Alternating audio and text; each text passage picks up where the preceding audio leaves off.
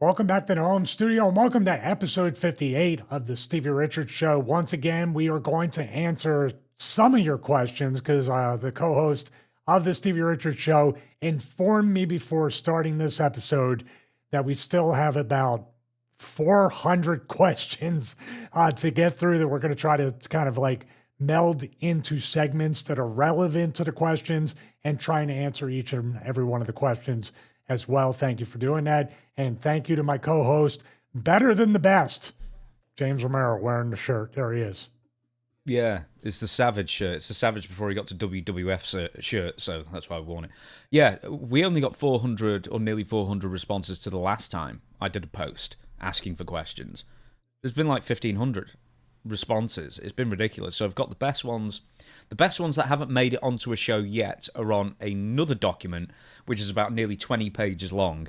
Some of them are like about Raven or BWO or WCW or TNA or something like that. We've compartmentalized, I have compartmentalized all those, and those questions will be asked in future episodes, Take a Drink, when we talk about those specific parts of Stevie's life. And the rest of them are sort of ready to go for future episodes as well. Once again, Take a Drink. So just hundreds. I can't believe the response. Yeah, it's pretty incredible. Yeah, being an introvert pays off, I guess. People are curious. There's some level of mystique, but it's not because we don't want to answer certain questions. Even if I don't, I think it's still good content. There was one question asked that was very personal about the Unforgiven stuff, the dress, the wig, all that stuff, how my wife and family handled that. And we're going to answer that in a future episode. You should be drunk by now, 2 minutes in to the show, but we want to answer every one of your questions. Thank you so much. It's incredibly humbling, and I'm grateful that 1,500 or more questions, and we have the problem of trying to answer all the questions. Yeah, it's a nice problem to have. We're going to do an intro very, very quickly this week, and then we're going to get to a couple of maybe corrections as well. So, YouTube fitness, Stevie Richards fitness on YouTube, nearly 100,000 subscribers. He's doing a sort of change in the format to where he's going to be addressing certain, maybe in the future, fan questions as well, because quite a lot of the questions were fitness-based. I sent the fitness-based ones to Stevie. He's going to tackle some of those questions on the Stevie Richards Fitness channel specifically as well. So watch out for that content there. There's also the Stevie Richards cameo, where he is one of the most popular people on that platform. And the reason is because he gives you your money's worth and so much more on Cameo. 5 stars all around. And as last week we found out, he's getting 4 or 5 a day coming in. And once again, I will say, get him in before he ups the price, or before I convince him to up the price. And most importantly as well is the Stevie Richards Show Patreon channel, where we do exclusive stuff, including like the show within a show, which is the pre-show, and which ends up being a complete podcast on its own, because we talk about completely different things than we do on the main show, as well as the show notes and other things as well, but most importantly, the watch-along. So what do we watch along with this week that's coming up on Monday? This was actually a Patreon request for a watch-along. This was the Sheep Herders and Jack Victory, who big-legged me in the Philadelphia International Airport. You love that story. Against the Fantastics and Terry Taylor, in probably the most unique barbed wire cage ever built, back from 1986 in the UWF days. And if you don't even know, I said it on the Patreon watch along. There's probably people watching our show, or even current wrestlers, that have no idea what the Bushwhackers were before the Bushwhackers in WWF. And you will be absolutely shocked and stunned by the complete 180 that you're used to seeing Butch and Luke and their gimmick. We also react to, very briefly, Bushwhacker Luke and the body slam with Ray Rougeau, where there was a jostling going on. It was like a shake weight in its tights. I know. It was 3 pumps, and Stevie was like, that cannot be anything other than a rib at WrestleMania 5. It can't be. You 3 to 4 pumps on the crotch, and you're literally saying, I'm trying to find the thigh. Well, by pump 2 to 3, your hand has not slipped down to the thigh. I'm not great at anatomy, but I have to think that the thigh is not too far from the actual jostling pump, the shake weight area. That's what I call it from now, the shake weight slam. So, just so people know as well, they went over and '88, the very end of '88 to the WWF, the Bushwhackers did. They had 22 years as the Kiwis and the Sheep Herders. So they had an entire career. They were like in their 40s pretty much when they went to the WWF. And just how they extended their career for so long, I mean, it's a real testament to them, despite the fact they'd never been baby faces. Or if they had, not like that. I think my theory is that they just didn't have any more blood to bleed. They were literally anemic, and they needed to go to WWE because they bled. There was not a Sheep Herders match, especially when they worked the Fantastics.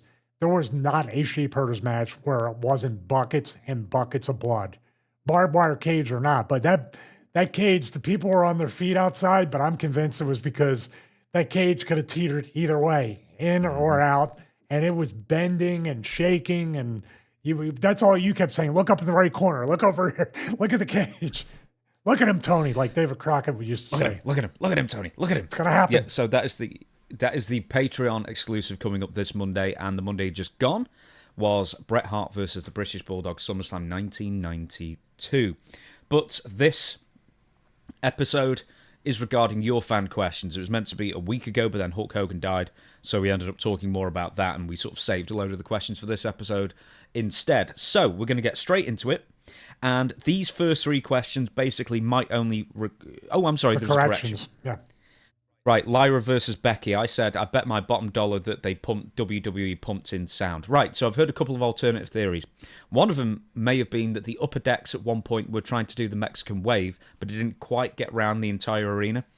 And the other one is that there was a fight in the crowd between two women.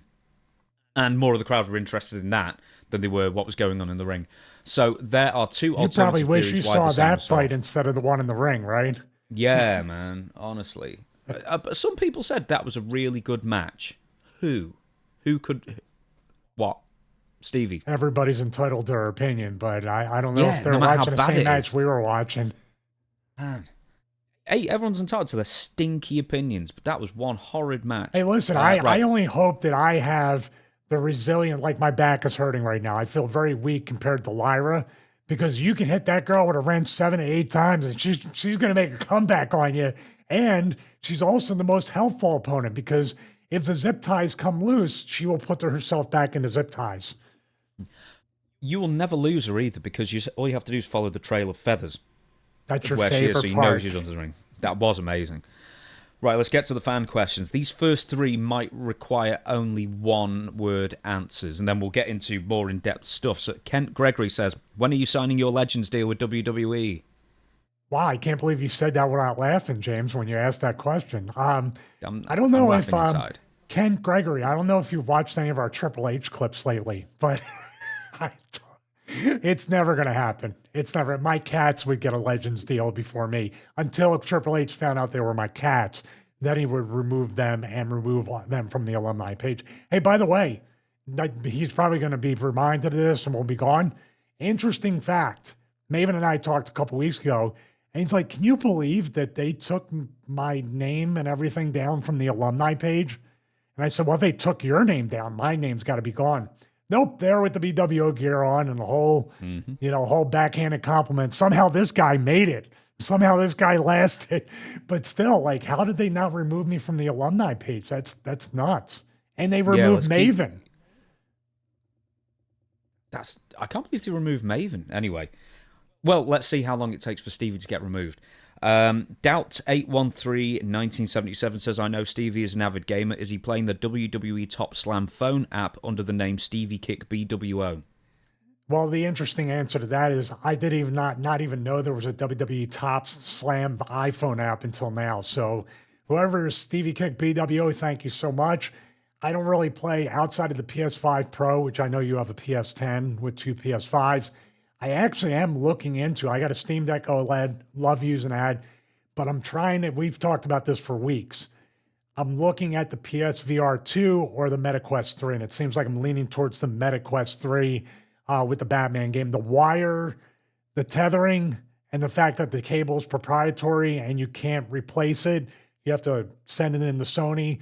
I'm leaning towards the MetaQuest 3. I think that's going to be a better experience. So, is there a VR wrestling game out there? That would be very interesting if they haven't created it yet. I don't think so. Not one that I'm aware of. There was that game. Should Do you be remember last ECW year where you go it back was- to the travel lodge and you have to dodge all the criminal activity in order to not get arrested in order to make the next show. Kind of like dope. And try not to get kind of thrown like out. dope wars on the Palm OS. Remember that? No. Oh, it was great. It was a game on the Palm Pilot on Palm OS, like the Treos and all the old stuff, and it was on Windows Mobile too. It was like a choose your own adventure with text, but you sold drugs and you couldn't get caught by the cops or you couldn't get robbed by other drug dealers or killed. It was just all text based, and you picked that and you made your money. It was a cool little game. You know, there's Drug Dealer Simulator. I bet there is, but Dope Wars was the original one. There you go. Oh, the only text game that I think I ever played a lot of was Hitchhiker's Guide to the Galaxy. Oh yeah. Way back. I mean, I played Earl Weaver baseball, all Earl Weaver baseball back in the Amiga days, Commodore 64, Kung Fu Theater or Kung Fu Fighting, all that stuff. I told you this. We had the European exclusive Commodore 16 plus 4, which wasn't as powerful, and yeah, the O stopped working, and you had to type the word load to load a game. So all you could type was lad. Unless you got like a needle and then really jabbed in like the O, you had to take off the key and like jab it in, and then put the tape in. Sometimes that would take up to 10 minutes to load the game. Well, when you typed in lad, what ended up happening? Well, nothing. Well, I'm The just game checking if didn't there's load. any secret Easter egg or any kind of John Teeter stuff like in the IBM back in '71. No, we never entered lad. We were just that desperate to have that casino game on, or what is the one that my brother loved? Big Mac. He used to love Big Mac. Or Mr. Puniverse, which I think was the follow-up to Big Mac. There were so many like shovelware games where you could buy them out the back of a Was Big Mac magazine like Burger Time? Was that like Burger Time? No, it wasn't. But man, I love Burger Time. There's North Manchester, there's a place in Bury that's the largest arcade place over the course in Europe. And it's amazing, and it's dead cheap, and it had Burger Time on it, an original. Love Burger Time. Very cool. Yes. To answer your question, as you can tell, .813-1977, I am an avid gamer at 53 years old, and I may have to check that game out and try it out and see. But I am not StevieKickBWO, and I am not Saxon in the Game Fact board either. I can't give out to say that. That was Disco Inferno. He's both of them. Yes. Right. SJ Zach says favorite cheesesteak place in Philly, not Pat's or Geno's. Makes it very tough. They have a couple that are designated hoagie places or sandwich shops. Slack's Hoagie Shack and Greenman's Deli were two that would also sell cheesesteaks, and they were right up there with Pat's and Geno's. Most pizza places in Philadelphia did a pretty good job with cheesesteaks. And we drive around here in Florida. Anytime someone advertises Philly cheesesteaks, my wife rolls her eyes and goes, if I'm driving, we're pulling in, and I'm going to school them that you don't use Cheese Whiz. That's a Philly cheesesteak with Cheese Whiz. And my wife claims, like, no, it's not. And I go, I'm from Philly. I understand. It's probably our only argument to date about Philly cheesesteaks. But that's it. We know when I was there, I never had one. I couldn't find anywhere that sold them, like when my Well, you hotel were having was. such a great time that weekend, right?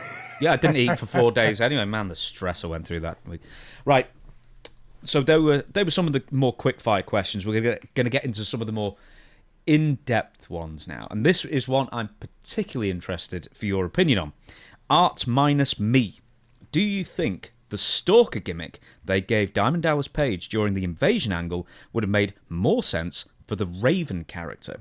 I know DDP hated the role, and Raven was never in favour with The Office, but I believe Raven would have made that angle work during that time. So, the Raven thing, but also we've got to talk about Diamond Dallas Page coming in 2001. Yeah, I can understand that. The urban legend is I had talked to him briefly, and he wasn't sure if it was or wasn't the reason. When he had met with Vince, and I have to give Page credit, he was one of the guys that took pennies on the dollar of his guaranteed Time Warner WCW contract. He could have sat out and got paid. He was one of those guys. I believe. And you're giving him credit for that. Well, I'm giving him credit for loving the business. I don't think it was a smart idea. Yeah, I'm giving him credit just because what am I going to say? Maybe I would have done it back then just to see for the opportunity. Everybody still back then had that stigma of wanting to go to WWE, to wanting to go to WWF, the big show, go to New York. Every wrestler thought, if you give me an opportunity, I can be a star and make multi-generational money. The opportunities, we don't give guarantees, we give opportunities. There were guarantees here, but it wasn't as much as the guarantees he had in WCW. So he came in there, and what he had told me and what people have told me is he hugged Vince. And this was in the Vince germaphobe. You see Vince hugging everybody when he was actually too many people, it seems, lately had come out after the NDAs.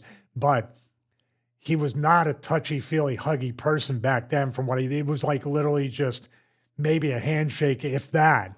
So when Paige hugged him, I think that just gave Vince a bad first impression, which I don't know why. And they gave him that gimmick. Lumped in with the fact that he was one of the top WCW guys. So what do you think? Vince still has that mentality. We have to prove, even though I'll eventually hopefully make you a star, when you come in, we will make the point that our guys are better than your guys. The reason why this is a microcosm of the invasion angle, right? And why it didn't work. Would Raven have worked better? You know what's funny? They would have put Raven in that spot if they could have figured out a way to make him look worse than with Paige. But I think they were smart enough to know that the Raven character was not a departure from the Stalker character, and the Stalker character was aligned with the dark, kind of like really almost in a way deep down and dark, it's satanic and psychotic and evil. Raven probably would have gotten more over with that, which would have pissed him off. With Paige, he was the working man's champion. He wanted to be the people's champion. Actually, he did pitch. He went for it. He pitched him and Rock. People champion versus people champion. That also might have made Vince. Okay, well, we'll give you this first. You gotta eat crap, pal. He used to say all the time. Not an exact word, but a variation of that. So there was no bigger indicator on a one-to-one level, on a singular angle and storyline to show we are burying the WCW characters. I mean, he had the Booker T, Rock, who are you thing, which made Sting not want to go to WWF. But this right here, week in and week out, and even like he got squashed not only by Taker, but Taker's wife at the time, Sarah, ended up pinning him. So this here was and Sting's probably watching that going, I'm really, really glad I didn't go. So would Raven have worked out better? Yes, but they would have probably seen, oh, he's getting over. We need to take him off TV and stop this or have him squashed, and that would have been the end of it. You know, Paige did a great job. That initial thing, by the way, backing up, when he revealed himself to be the Stalker, the people cheered and he did the diamond cutter sign. It was almost like he was trying to kind of make him forget about it instantly, right? But then he continued the thing there. Then he became more into what, he is with that motivational speaker part and the big smile and all that stuff. People forget that, Diamond Dallas Page's wife at the time was Kimberly Page. Why would you stalk The Undertaker's wife? Like, you have Kimberly Page at home, which sort of is a disconnect straight away, even though Kimberly probably hadn't been on TV for like a year or a bit at that point. And we're going to get to people taking pennies on the dollar and who didn't as well in a second, but locker room reaction to Dallas Page, how did he integrate? Was it just difficult for all the WCW guys? Or, did Dallas Page rise above it in the sense that he was accepted because he was a big star? Or would he have had an extra bullseye on him because, hey, they're going to be, here's someone with a name who might be taking my spot kind of thing?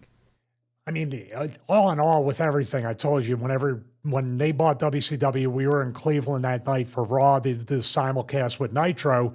Everybody knew that, all the leverage is gone. We can't work anywhere else. There was no TNA. Even the weekly ones were not even a thing in 2001. So where do you go to work? What do you do? Now it's a true monopoly. And yeah, I'm sure Vince and everybody up top was looking and kind of being entertained, watching all their human action figures kind of figure it out, fight, argue, try to cut each other's throats, stab each other in the back to keep a spot or get a spot from somebody. Paige has always been like, I give it the Shawshank Redemption, Andy Dufresne walking through the prison yard type thing. he, like Matt Stryker, who I talked about before in this metaphor, he just rises above, ignores it. He's big on affirmations. He can really mind F himself into thinking that he's on the right road. And what are you going to do by ignoring, by paying attention to what's around you anyway? You got to put on the blinders and go forward. And he did a really good job of that. And just obviously he speaks about it after the fact and says, yeah, it was like, they were just messing with me and they weren't giving me the right opportunity. And he knew, I don't know if he said this, but you're only going to be second fiddle to all the homegrown WWF talent. The ECW guys had a kind of a thing. I was probably the only one in ECW that broke the mold and was known somewhat as a WWE guy at the time because I wasn't featured in main events for a long time for them to be on, or me to be on their radar to do that. So I lucked out with that. But Page was definitely on the radar as a multi-time world champion, working Hogan, being a top guy, also being right up there politically aligned with Bischoff and everybody else in the company. I'm sure they took all that into account when they were giving him that incredible Stalker gimmick. That was good for a week, and that was like purely the debut. And once again, you say it ended where Sarah ended up pinning Dallas Page. It's like it was the most one-sided feud of two pretty major name stars probably in history. And it makes me think of like Goldberg, and then like Goldberg would go in 2003, and it's not like they're not using him right. It's like they're actively trying to ruin them. Booker T sort of rose above it, and I don't know how he rose above it, but he rose above it where someone like Dallas Page, within a few months after being basically humiliated and just to the point where he's in the lower card. He was European champion. He was a former WCW champion. Then he was, within a few months, competing for the European Championship, which is the third tier championship. Before then, he got injured and then basically had to retire from full time. Well, he's also tag champs with Canyon. And remember the chair shot on Canyon, and was it a cage match? Taker's chair shot. No. That was when they dressed up Canyon like Boy George, and he came out of a box. Oh, I didn't remember that. Did we not watch it on this? No, we haven't watched any of that. I mean, was this the same night of that the Unforgiven Word Chronic wrestled? No, because that was a match. Taker and Kane beat Page and Canyon for the tag belts, for the WCW tag belts, right? And that chair shot on Canyon, and they were really like laying into both guys in that match, weren't they? Okay, well, if it's two separate incidents, the other one I'm thinking of is from 2003. Canyon had been off TV for ages. They got Canyon back on, and he got such a bad concussion from that chair shot. But it might have been more than once where Canyon. But that's the thing where Canyon said, "Well, I just recently said I was gay to somebody, and it got in the company, and then all of a sudden I'm on TV as Boy George, and then Undertaker crowned me really hard, and ended up." I don't know if Chris Canyon said at the time that it basically. That was a concussion so bad it affected his health for the rest of his life, but he said that was a really bad one. Yeah, and unfortunately, probably other incidents. And unfortunately, people are so deep. We talked about it before with the SummerSlam thing and night 2, and everything was a hardcore match, street fight, TLC. That it's definitely desensitizing anybody to think, well, that wasn't a big deal, but one concussion could completely end your career and change your life forever. I have no doubt of that. And it's good to see that the anti-bullying campaign is successful. One more thing about Dallas Page. Were you in the? And I know that wasn't around during that time, so you can correct me. I know Be a Star wasn't there, but they've always claimed to care. One big happy family. I'd rather be a orphan. Yeah, they brought that in 2005, and then around that time, that's when they did the Jim Ross thing when he was having colon issues. The first time they did that skit with Dr. Heine. That was in like 2005 or something. Yeah, Goldberg, Sting, Scott Steiner, Outsiders, Lex Luger, Jeff Jarrett. I mean, Luger and Jarrett, they probably wouldn't have been hired anyway, but the other ones, I'm sure Vince McMahon was desperate to have them over. And the only people who took pennies on the dollar kind of thing to jump over was Booker T and Diamond Dallas Page, which for Booker T it worked out. For Diamond Dallas Page, it hastened the end of his career in two ways, because he ends up his character's completely desecrated by The Undertaker, or the booking anyway. And then a few months afterwards, he ends up getting like a superplex off Hardcore Holly, and he like rolls over too much, it injures his back or his hips or something, and then he was done from there. So yeah, and that can happen on any superplex. He didn't really over rotate or land on his feet and kind of jam it up. It bit his back in a way that was it. That was the bump that hit where he hit the wall on that. One other thing with that, the Booker T thing, I believe it was the supermarket fight with Austin that really put him in favor with Vince. Just my guess. It was so entertaining. He did such a great job. Hung with Austin too. They were laying it into each other. He was right there, and maybe Austin went to Vince and said, this is going to be good, for him.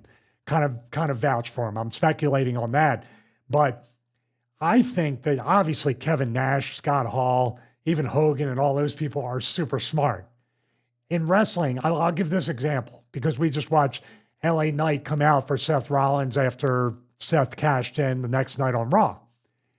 You never want to be the first challenger after somebody wins a world title. You never want to be that first guy in the first storyline when somebody debuts. You're done. You're just a stepping stone to get this person to the next level. So maybe these guys said, we'll wait till the smoke clears. We'll send Booker T and DDP and other guys as like recon or scouts. Let's see how they treat them and maybe get all the pettiness out of their system, and then they want to do business. That's the smart way of looking at it. Plus, this is guaranteed Time Warner money. We can just sit home for years.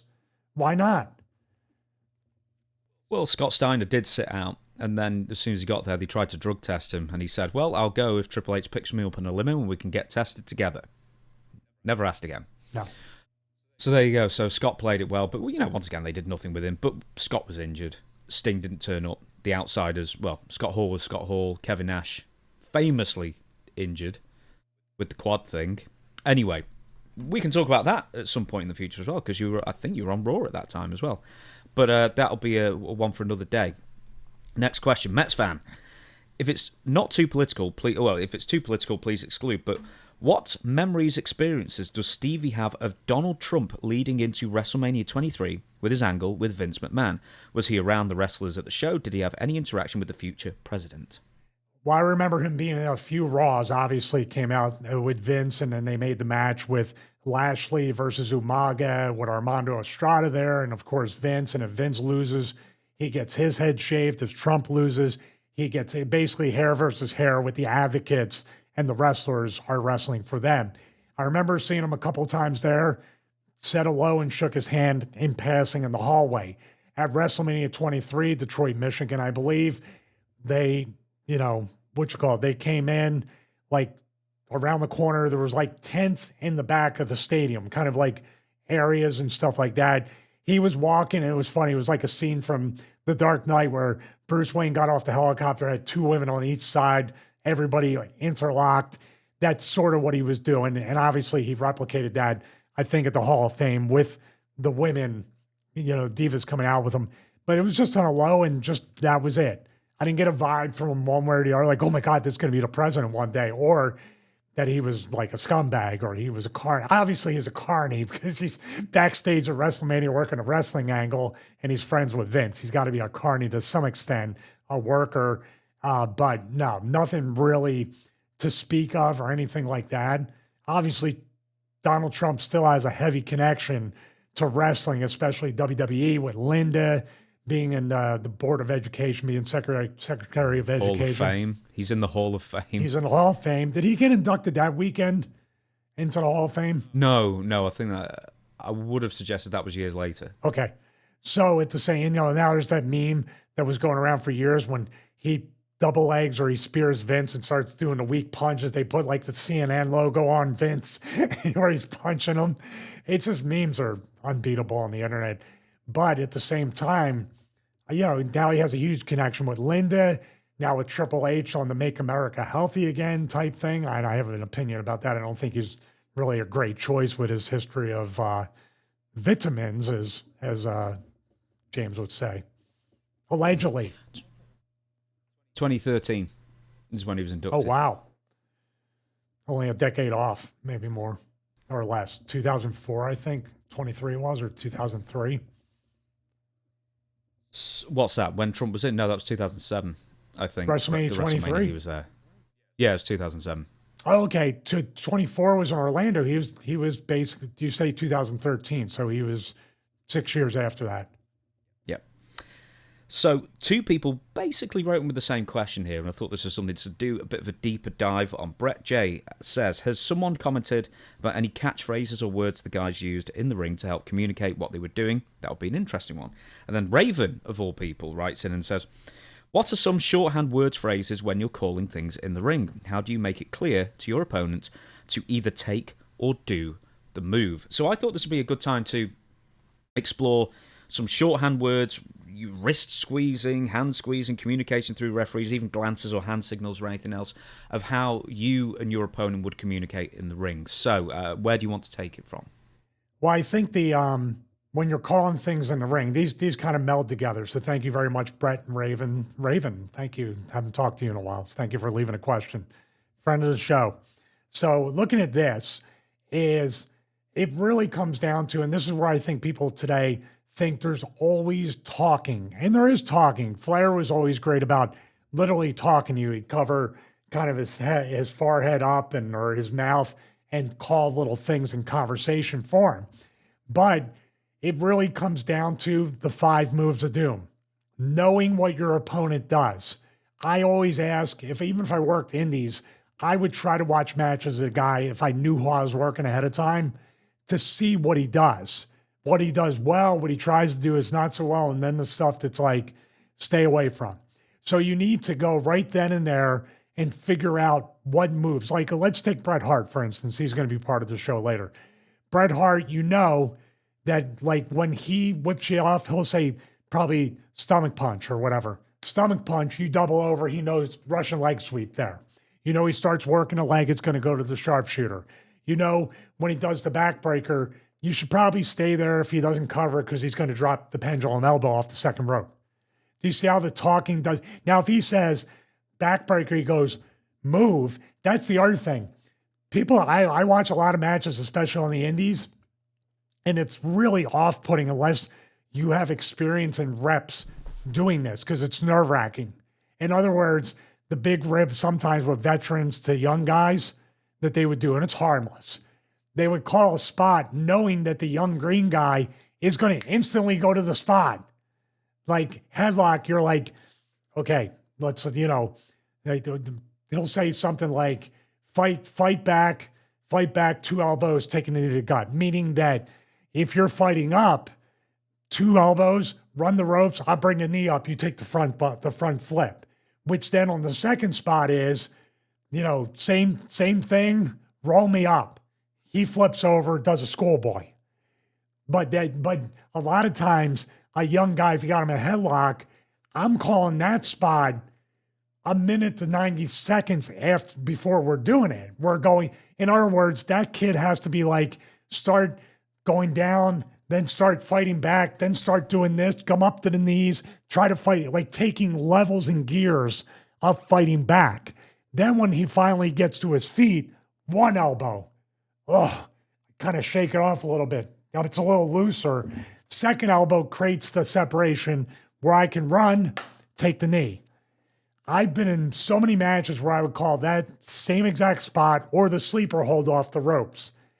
And the kids would literally just grab my forearm and jump up to their feet. Elbow. Like right away. But it really is sometimes that spot that's being called, shorthand or not, is a delayed call, because I have the opportunity to call it here. We're not going to have the opportunity for me to talk to you when it starts. Do you see what I mean?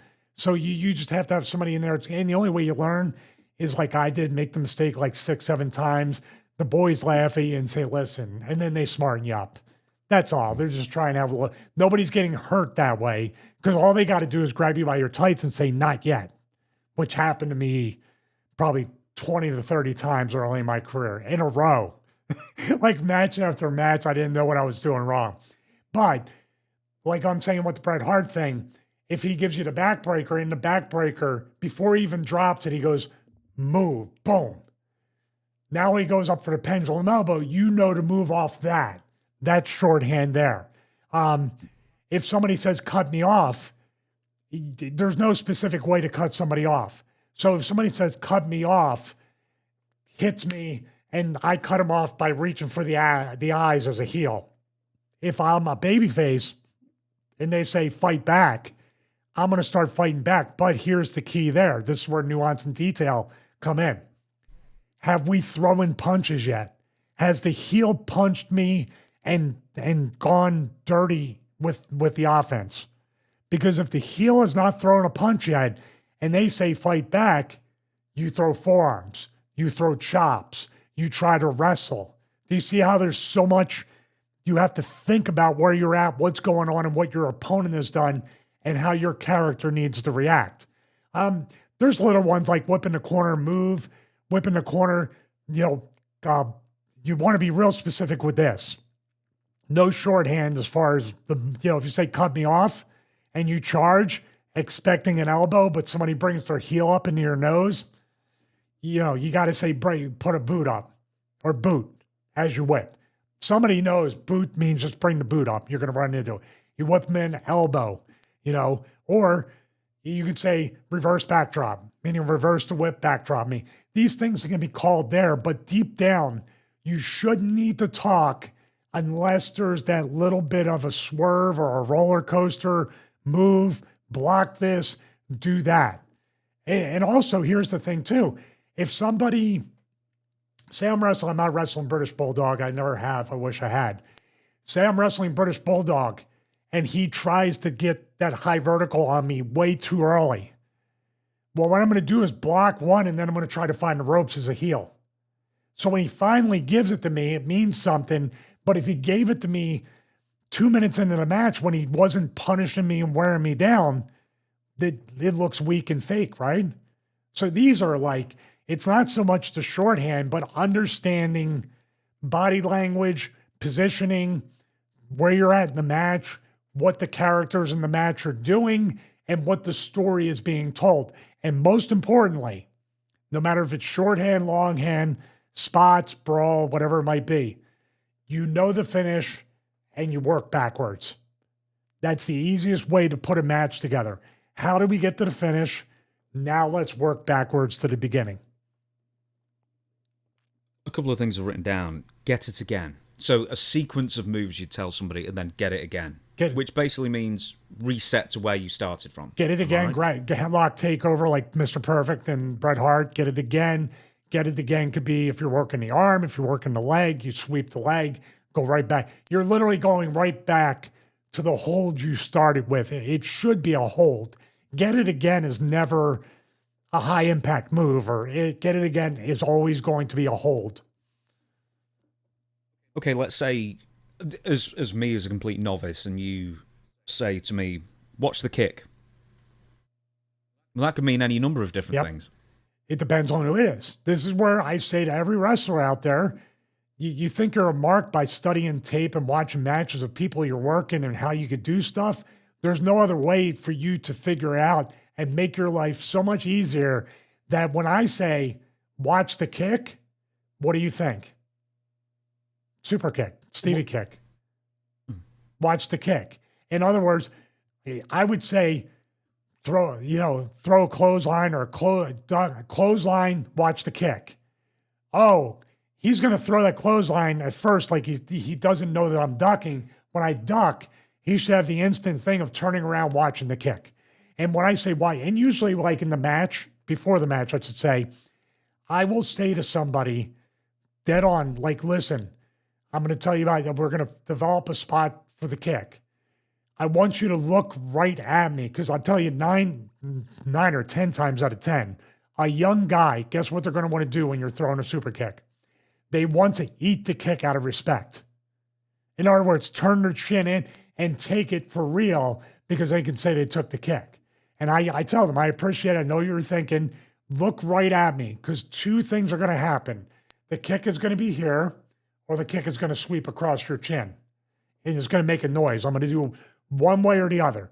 And if you could, do not step into it too much. Once I know where you're at, I can kick you. You can take a step in after you take it and bump through, but do not run into the kick, because then what you do, you shorten my range and I can't get the kick up and it looks like crap.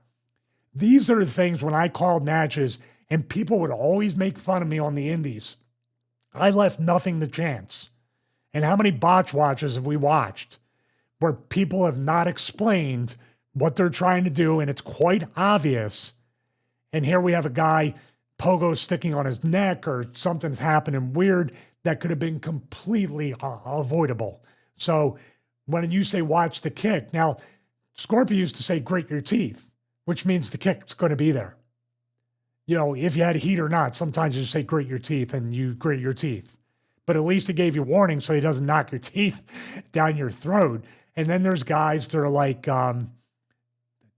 there's some guys that would say something in the effect of, this is going to be snug, or watch this, or tuck your chin because the power bomb's going. I'm planting you with the power bomb. They'll give you extra instruction to protect you and prepare you for the move. So what I was getting at when I said watch the kick or watch the elbow, watch whatever it might be, is that I still wouldn't know as a complete novice, does that mean I take it or does that mean I avoid it? So if you say watch the elbow means you're going to get it. If it says move, duck, whatever, some people just say duck and they over exaggerate the body language with the clothesline. When it says watch a move, it means you're taking a bump off the move. Now, also if it's watch the elbow and I crawl into the corner, you better be charging me for the elbow. Not because you walk into it, I got to lay into you with it. If you're running, you have enough time to parry the elbow and take it, especially with long hair, and make it look like you got jaw jacked. So watching doesn't mean moving, avoiding. Watching means you're going to take it and possibly bump off it. Right. Here's something that always got me was the back body drop. So gets me too, as you can see from the watch logs. Yeah. How do you tell somebody, and let's say you're in control of the match and you want the person to go for a back body drop, but then, just bend over and then you kick them in the chest or whatever it might be. Yeah. How would you communicate something like that where you want them to be in a position for you to then counter? Two things there. And I did it to Raven and I still felt terrible that when he went for a backdrop, I kicked him in the mouth. Now, there's two things that could have been done differently in that. Number one, I did aim for his chest and shoulder area, but I was size 13. I clipped him still in the mouth. So part of my boot got him. Raven had just said backdrop. I think we already talked about it and we were somewhere and we had said go for the backdrop. Now, when you say go for the backdrop, it usually means you're not going to complete the backdrop. I'm going to kick you, or I'm going to hit you with a forearm, or I'm going to DDT you. Something out of that. So somebody might say, go for the backdrop DDT. Oh, okay, put my head down, I'm getting DDT'd. Easy enough. If you say backdrop, usually it'll mean you're taking the backdrop. Also the positioning. If someone's saying backdrop and they're backed up to where when they backdrop me, I'm hitting the ropes, I'm cutting them off. Maybe not the punt kick, but the forearm's easy enough to hit somebody, and I can say boom, boom, boom, and I could say literally reverse backdrop. Oh, okay, I have to step in more. Because you have to watch that too. Sometimes people may not know where they're at in the ring. It's kind of like a shoulder block too. A shoulder block, basically you don't stand there and take the shoulder block. When somebody takes a shoulder block off, say a headlock, when they push off, they're running to try to knock you over with a shoulder block, but you have all the momentum and the velocity to knock them over. That's it. The drop down. The drop down is an offensive move. It's not a move to get out of the way. It's a move to cut the feet out from underneath the person that's doing the over of the drop down. You have to think that's why when the guys that are really good at it, they look like they're just cutting underneath the guy. Plus, when that guy does that, guess what he has all the room in the world to do? Run the opposite way. If you just stand there and drop down in the middle, by the time you come up, especially in a small ring, that dude's already on top of you. Have you ever come unstuck where someone's reversed an Irish whip on you because you've you've not said reverse, but maybe you like grabbed the hand too hard or something like that, and they sort of assumed you meant reverse this, and then it ends up being this weird cluster where no one quite knows where they're going, and it takes a second or two to work itself out. Yeah, the wrist squeezing thing is so weird. I know there's people that they do the wrist squeezing, and even after the finishes, you see people reaching back and squeezing. Not where one of the bushwhackers actually on the thigh. They squeeze the thigh. You have to check our watch long out on that. But it's incredibly hard to communicate. And somebody has a question about the HD cameras and so many cameras and so much detail. It's incredibly hard to call stuff today, but it's so choreographed, rehearsed, and the referee's getting the moves anyway. So the wrestlers might have I wouldn't have an easier time. I'm a control freak, as you know, from the production part. I'm OCD about things. I need to control that. And after years and years and mostly being a heel, I have earned the right to control the match. Unless I'm in the ring with a DDP or Bret Hart or anybody else, then it's like, but they might be like, if they were baby faces, I'm a heel. Okay, I want to do this and this, but you call it because you're the heel. The heel controls the pacing of the match and literally reads the crowd on when it's time to start the heat, when it's time to start the comeback, and when it's time to go home. So there's nothing really else you do with, wrist squeezing or something. If you've got like an arm wringer or something and then boop, boop, and that's the sort of time for them to reverse that kind of thing. Is that still prevalent in wrestling today? It can be, but here's the thing with that. You struggle and struggle and struggle until the opponent gives you something. That's much easier, right? So if you go to twist my arm and I'm holding really tight and you're like, okay, it's not time to go. Or you start to twist and start to fight.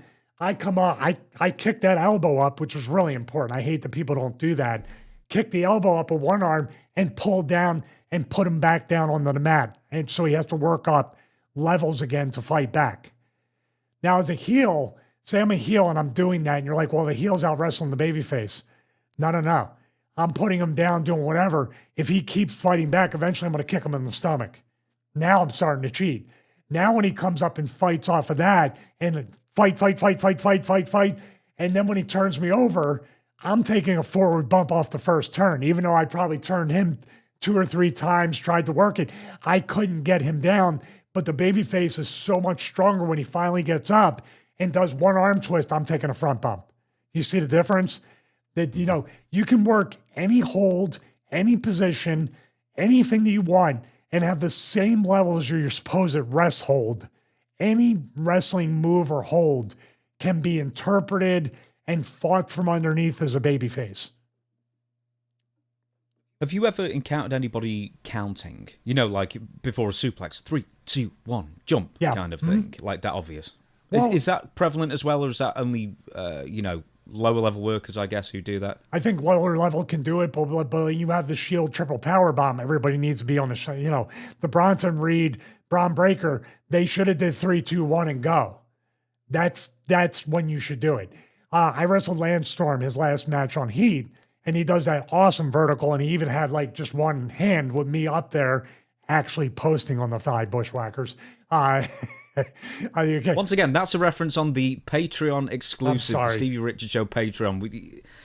We've got to throw that out there, but if you want to know what's happening, it's coming out this Monday, and it's you'll get it. You'll get it.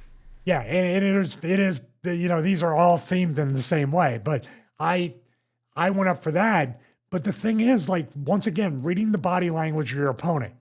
This is where people get it wrong too. With power bombs or suplexes, you pull it in. And whether you're doing a snap suplex or not, you can feel the drop in the hips. Now with Lance's suplex, the drop in the hips is almost like a quarter to a half squat down. So I'm going down squatting with him because he's pushing me down. And then we go back up for the suplex. So it doesn't have to be a 3, 2, 1. It's a veteran taking his time hooking me. I know it's a suplex. He hooks here. I post there. When I feel him squat, I squat with him together. It's synchronized swimming at that point. And what's funny is it's so much instinct with wrestlers. And Lance and I really had never wrestled before that. And I knew, and it's just you just know when somebody squats down. The power bomb is the most, we saw it on the Punk match with Gunther. It just seemed like he didn't have enough gas in his tank to even squat and sit up on the power bomb. And you could tell. What about communicating through the referee? I mean, for the most part, we're not talking about now when the, Chris Park or whatever is telling you every single move to do and then hurry up and cut this thing out kind of thing. When would you involve the referee to pass a message over to your opponent? I would say tell him to stay down. Tell you, like, every time if I did what was it? There was a couple matches in WWE where I think it was Jericho, and I didn't need to tell him this, but it's good to remind people, like, okay, just take your time, because we had good amount of time. The referee had given me the time. Even though we were going home, we had a little bit extra time. I hit him with the sky high for a false finish. 1-2 kick out. I can't believe it. And then I started tearing off my knee pads. And as I did that, I said, tell Chris to stay down longer. No, because I was doing all of this and then getting up, smacking for the Stevie kick, and then taking my time. He got up knowing to turn his back to me, because then when I turned around, he caught me, boom, walls of Jericho. But that stuff it's what the veterans always say. If you think you're moving too slow, slow it down. And that's exactly right. The internal clock is really, really important, and you cannot. Unfortunately, these talents on TV don't have that internal clock because they're not allowed to have it because the referee's already telling them where to go, what the step, what. They're down to telling them left foot first, right foot next.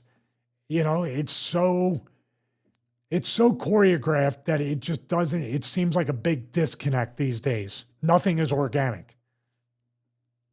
Have you ever been in a venue that was so quiet for whatever reason? I mean, obviously when wrestlers talk, and you tell me if I'm wrong, the best time to do it is, one, if you've got long hair, and if you need to impart some information, a headlock where you keep the head high, or, you're in the corner and, you sort of lean in for a second too long before you Irish whip them or something, or whatever it might be.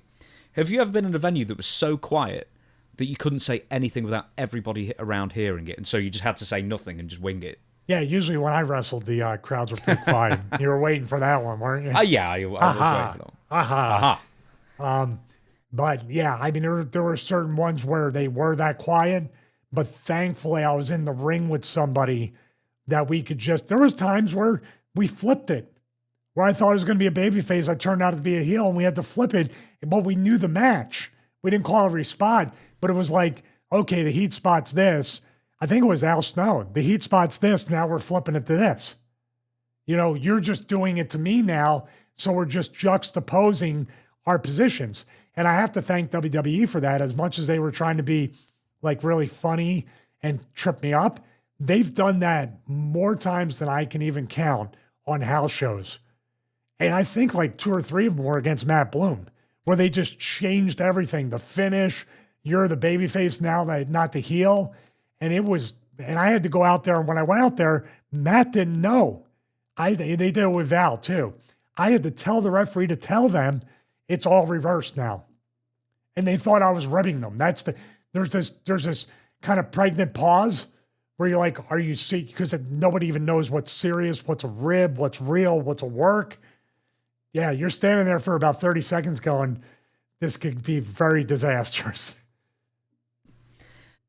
And to end it on who are the loudest communicators in the ring. I know John Cena's got a very big reputation for just yelling instructions as loudly as he can. The cameras and everybody in the first 5 rows pick it up. But anyone that you can come up with? The loudest I've ever heard in the match firsthand, it wasn't even my match, I was at ringside, was Undertaker yelling at Chronic to feed, yelling at Chronic to be over here, yelling at Chronic to fight back, yelling at Chronic to get... He was yelling that whole match to the point where I was like, is he yelling at me? I'm not even in the match. I don't even know how to say this person's username, ESA Pilvis. So I don't know how that you pronounce that. But anyway, Vince McMahon is generously highly rated in WWE video games, outranking the likes of Goldust, Great Khali, and Stevie Richards across the games. In kayfabe sense, this is somewhat of a stretching the suspension of disbelief for a presumably busy billionaire to be able to be a world-class fighter at the same time. If other rankings may be inconsistent from time to time, this is pattern.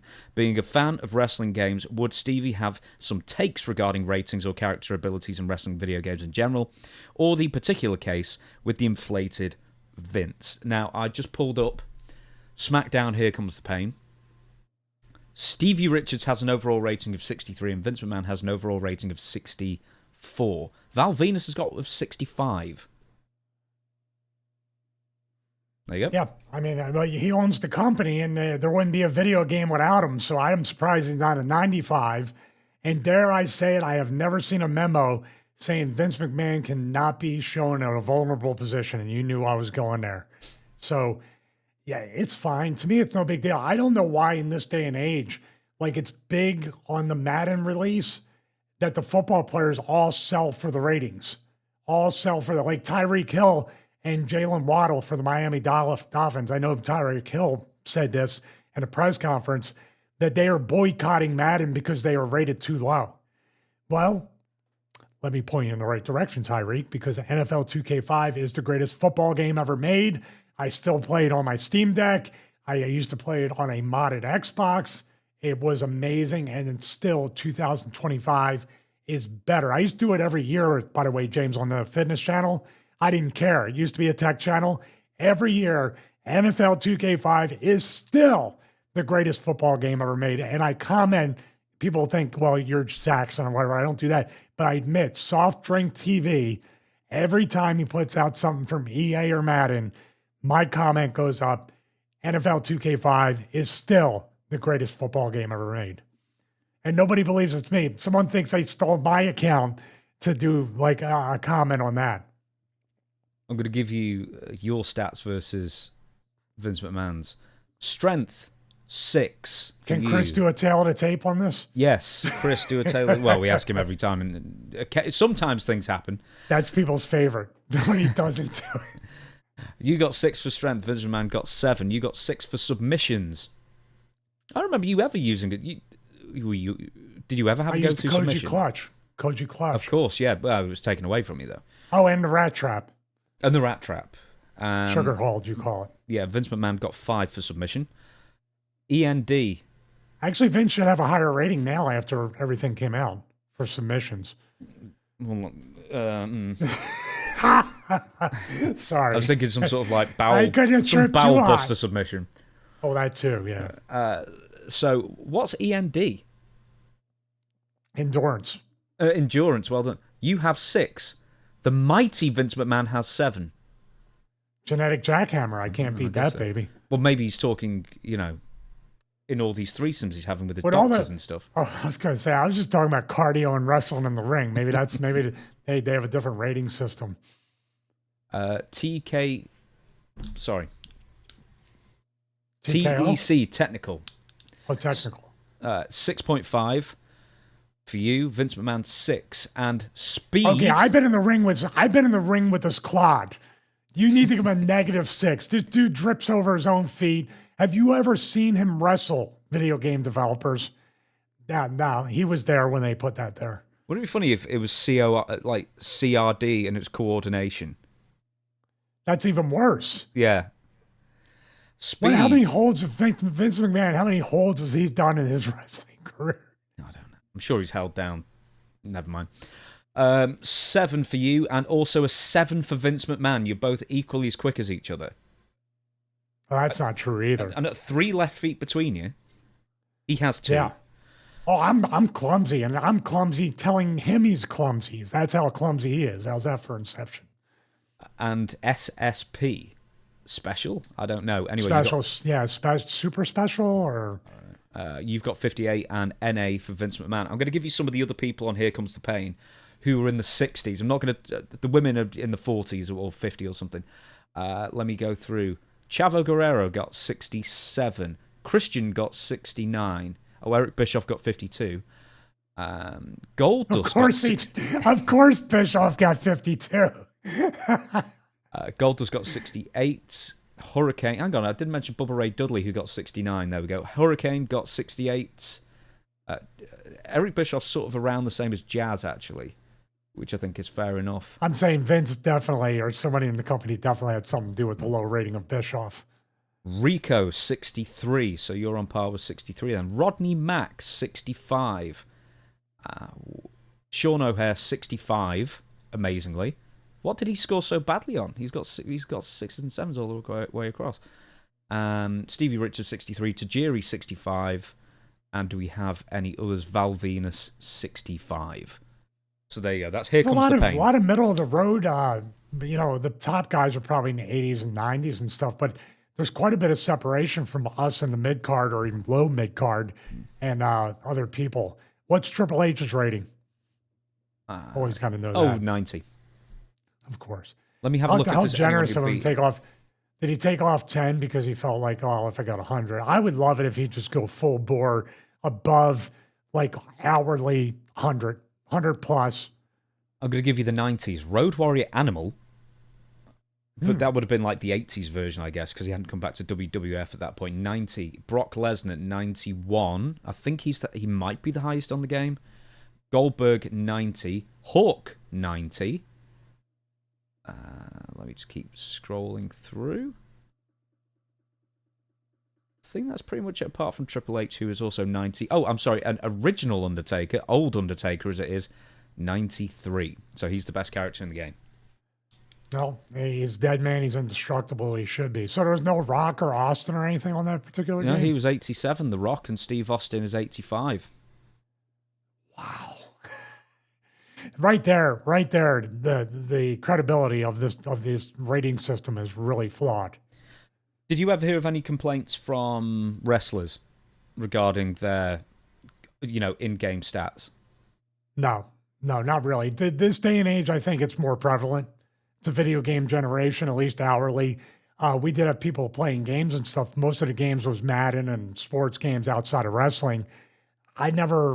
There was never any ratings reveals or anything like that like they do on Madden today. So I just think all the boys, at least from my generation, those names you read, what's the check going to be? Am I going to be on the main roster? Because now DLC does not get the royalty checks, at least last time I checked. And that's kind of like, how can I say it? It's double-edged sword. You're happy about being in the game, but you're not getting paid for being in the game. So Steve Dudley got 68, by the way. I forgot to mention him. Whereas Billy Jim got 73. Oh, I assume the Legend, he's part of the Legends roster on that, right? Yeah. There's a reason why people get so upset about this, like real-life people, is because more and more these stats are really accurate, for sports performance. Like Premiership Manager, I think actual managers of football teams would actually go on these games and then find out these names and all their stats and everything, and then make decisions based on the stats based on the games. So I think at some point they've got real-world implications, or started to have real-world implications. I wonder now with the rise of AI, if you're able to really, because back then, like the engines, like the Ukes engine, and which became the SmackDown versus Raw engine, the Japanese games, even today I play, Giant Graham and Giant Graham 2000 on the Steam Deck, and the AI, it's not really the AI, but whatever intelligence that the computer has, it will not let you do a move more than once or twice. You cannot go back to that move, even wrestling like the story mode, the victory road, or whatever it is. You try that in a second match, the computer remembers, blocks it, you got to wait a few matches to go back to that move. At least it feels that way. And I think if you implemented AI into these games, my God, they would be so crazy. And I still can't believe there's not a VR version of a WWE game right now. I think that would really be awesome. Next question. Azriel Darkness 64 Gaming says, here is a question providing it's not censored by the right to censor. Did you ever think you'll be making this many episodes of the Stevie Richards Show with me? Of all wrestling podcasts, you guys are definitely my personal favourites, and I learn a lot watching your channel. Honestly, guys, keep up the good work. Thank you very much. Okay, so we've got to 58 weeks, and we've done 61 episodes so far. So was this something, and I'm going to have a follow-up question here. Did you think you'd be doing it this long? Well, I would hope, and we were going to work towards doing it this long and a lot longer, but it's such a weird dynamic being on YouTube in general and having a YouTube channel. I have the fitness channel, it has 95,000 subscribers. I love doing that. Fitness is my passion. Wrestling is my passion. Technology is my passion. So I kind of carry all my passions and try to monetize them with these two channels. the thing that I didn't know, and it's always unpredictable, is how will the audience feel about this? How will our presentation and trying to put out a show, not a podcast, put out a show that has, hopefully, we're working towards a television style presentation. How are we going to work together? Is there going to be a pod fade, it's called, or fade out? We don't have any of that. We have tons of topics. How is it going to work out? Is WWE and TNA and AEW going to start flagging the channel constantly like they did on the Wrestling Analysis channel? We're going to get to how it kind of morphed from that to this and how I might actually restart that one as a separate category. But no, I mean, I knew our work. You, myself, Chris, and whatever team members we bring on, we were all going to put our best foot forward, run it like a business. We can delegate authority to each other and all work together as a team. I think that's my most fun part, is creating all this stuff together. But I didn't know if the audience would see this as a viable alternative or something that's different enough that they can enjoy, that could have a different spin on the wrestling business and a different spin on the entire YouTube creator genre. And I think we're doing a pretty good job. And the funny part is, now that we're 61 technically episodes in, but 58 numbered episodes in, I'm like, I feel like we're just kind of getting warmed up. We just scratched the surface, and that's the most mind-blowing part. And it still takes me back when I see questions like this.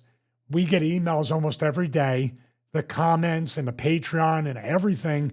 And I'm like, wow, I never would have guessed that people would. It's Friday. I can't believe it's Friday. I get the show and I have something to listen to at work, or people say, I listen or watch with my kids, because we were real stringent, and sometimes we slip up, but we were real stringent on going the opposite way and not trying to curse at all on the show, not try to swear, try to be family friendly, but also try to educate, empower people. And also, we have a great community of people like Maven, Chris Van Vliet, and other people that we all share our ideas across the platform too. So I thought it'd be a good time to explain It's why. a good time to end the show. Is that Yeah, what it's a you're good saying? time. Yeah, goodbye, everybody. Bye. I changed their mind. It's Sorry. a good time to explain why this show started. And for people who don't know, because this was a bit of a furore at the time, was because I remember commenting on it on Dutch's show, was why the analysis channel ended up faltering. And it's because you had to pivot for a reason that obviously you're going to explain. But I thought, where was the start of the analysis channel idea? Was that just something suggested to you? Were you looking at like your Maddens or, sports based, so, actual sports, analytics, and wanting to bring that to wrestling? And then why it got very popular very quickly. And then you had to pivot for one particular video. Yeah, it was definitely a passion project that I had in my mind as a concept since I was in WWE, by the way. Big NFL fan, big fan of American football, big fan of John Madden and the Telestrator, the Madden Telestrator. And I remember decades back, Lawler brought it onto Wrestling Challenge, I believe, but it was kind of in a joke sense. It wasn't really trying to bring credibility into it. It was entertaining, but it wasn't what I saw. My thing, and especially with this show, what we try to do is also hopefully lend credibility of how hard this is to do, how difficult it is, how dangerous it is, and also how stressful it can be and how it wears a human being down. Like, you might think wrestling's fake, wrestling is predetermined or whatever, but the damage it does to a person's mind, their body, their emotions, and even in a family sense, how it can really damage families because you're on the road 300 days a year. We're trying to put that out there and also obviously try to be entertaining. The Wrestling Analysis channel was going to be finally the implementation via a smart board to try to bring the Madden Telestrator presentation to pro wrestling, to try to educate, to try to actually say, it isn't just two guys kind of play fighting or whatever. This hold means this. This is what happened here. And when mistakes happen, which nobody can turn from the train wreck, the what went wrongs go way more views. They get way more views than the what went rights. People want to see what went wrong. So that there, and why it was so popular is because no one had ever seen anything like that in pro wrestling on a YouTube channel or a television show on a consistent basis. The thing that really got popular, I guess, was the John Moxley video. Really got a lot of attention for good and bad reasons. Just before, I think people forget that you didn't have your own channel at first. You were on Russo's channel for like 2 or 3 videos, weren't you? And then you had your channel. One to two videos. I just wasn't sure where I wanted it to go. And then I saw, well, if I'm going to do it, it's going to be blended in and bleed into everything there. And I just wanted to be on brand and have an identity for the whole channel, which was smartboard material. The problem ran into, and this is where we'll talk about how we finally came together once again and started the show. I could not battle the copyright system. I could not battle the algorithm. I did not know when to cut, how long. And I got down to 4 to 6 seconds. Claims started to come in from WWE and AEW. AEW once the most famous one with Don Stevens putting a claim in for the Tony Khan when he was dancing, and I called him a stupid F and everything, or an effing idiot, and that got me on their radar. Now I'm going to kind of go back. We've told this story before. I called WWE before I started the actual channel, after I took it off, the 1 or 2 off Russo, and said, this is what I want to do. I want to work with you as far as the copyright system, the algorithm, because all I want to do is honor the business and honor the people that are in it, past, present, and future. This is not going to be a negative channel. I'm going to point out when things go wrong. And I'm talking to WWE legal about this. And I said, what can I do to avoid any kind of copyright claims? Or can you, through Content ID, can you do anything to let things pass through? And I go, and if it's a WWE person or it's something that's not on brand or whatever, tell me what you don't like about it. If I agree or disagree, we can talk about it. They were cool with it, but then there started to be claims coming through. I called legal and I said, what can I do to avoid this? I don't want any trouble. I don't want to keep calling you guys. Like I said, my mission statement is to educate and empower the fans to understand that this is very dangerous. This can get very real. And I want to honor like I said before, the superstars, past, present, and future. How can I do that? And they quite simply put and answered, stop uploading videos. And that was the end of the channel. I tried to be a documentarian and tell the history of things, but it kept getting claims and blocks. The claims are one thing, but when it's blocked worldwide, nobody's even going to see it. So why am I putting all this effort into the channel only to get blocked? Claims are one thing, because then I have Patreon. At least I can monetize some of this stuff. But if nobody's seeing it, I'm putting in. It's a lot of work. You can tell everybody it's a lot of work to put this together. I think, I guess I've got more of an experience in handling all that kind of thing. We handle it pretty darn well, actually. And, but we still get flagged for music we buy. God, that was his own thing, right? For the SummerSlam thing, there was music bought and, able to use, and then for some reason it still got flagged, and apparently you have to wait up to 30 days to get it cleared, so therefore it's completely useless. Anyway, no, we navigate that a lot easier. Occasionally we have, things that we need to edit out or something, but we navigate. And I know basically our rights as far as using footage and blah, blah, blah. So, that's sort of what we do here, and I guess that's part of my role as well as Chris's, is to work out, the editing and basically what we can use, and, that's how it works, I guess. But can I interject one thing before we get into why we started the show, if that's where you're going? I wanted to approach this, and I actually contacted AEW Legal before starting the channel too, because I'm covering AEW. I reached out to Dreamer through TNA, never got a text back, because I wanted this to be above board, and I actually wanted to be an accessory to these promotions to promote the positivity of the difficulty and how positive these people are athletes. These people are not like just fakes, phony fakes, as they would say. This is not something that every single person can do. And I wanted to honor is something I used a few times. I wanted to honor the business with the channel. Now, obviously, a couple things like the Tony Khan thing and the stupid thing with Ray Phoenix and Moxley and the guy who didn't count and Moxley, or was it Kenny Omega? I'm sorry, Moxley. It was Moxley and Ray Phoenix. Somebody could have got killed. That's when I started being like, and I didn't know that was going to blow up to what it was with 400,000 views in like a day. It was crazy, but that's what put it on the map. And I said, okay, well, if something bad happens and I feel a certain way, I shouldn't have to hide it. So I already knew there.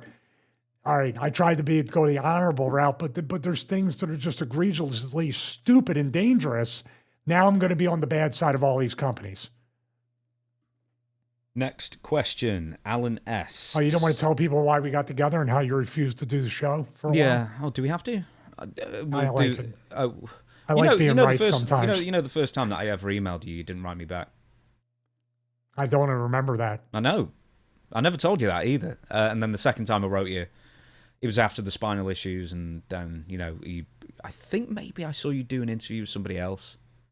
And then I thought, well, you're obviously doing interviews again, so I thought I might as well reach out. And then I got a reply, and then I think for the next few months or 6 months, we messaged back and forth, occasionally.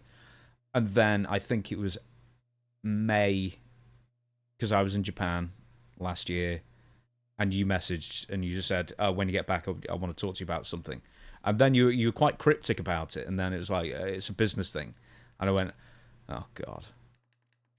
And then we got back and talked about it. You thought I was going to sell you some meme coins or something, or this big other thing. No, I had it in my mind to do it, and I watched your work for a long time, and I'm like, this can work. I think we can have chemistry.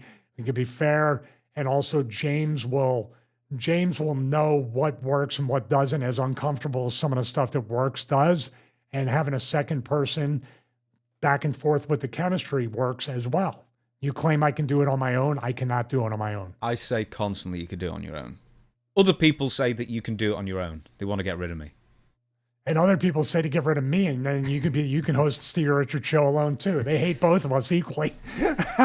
Hey, well, if I can't tell you love, etc., etc. Okay, next question. Alan S. Hi, Stevie. I watched every episode since number 1. Did you ever meet the late, great Owen Hart before he tragically passed away? Also, the night Owen passed away, should the show have continued after his accident? So, did you ever meet Owen Hart? Never met him. I only met a young British lad who wrote his book, who I'm looking at right now. The book is there somewhere, actually. The follow-up of that is the night Owen passed away, should the show have continued? And the people actually defend that it should have continued to this day is baffling. No, 100% should not have continued. Simple enough answer in my heart and my mind, every part of my being, should not have continued. Because what you do is, obviously, and these people knew Owen had passed, by the way. The people that went out, like you could see Undertaker visibly tearing up the entire time.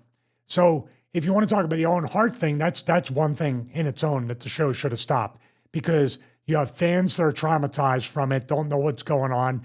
But even more traumatized than that are the wrestlers who are somewhat clued in that he passed away, and then go out there and put some smiles on people's faces. Whew. Such a bad decision.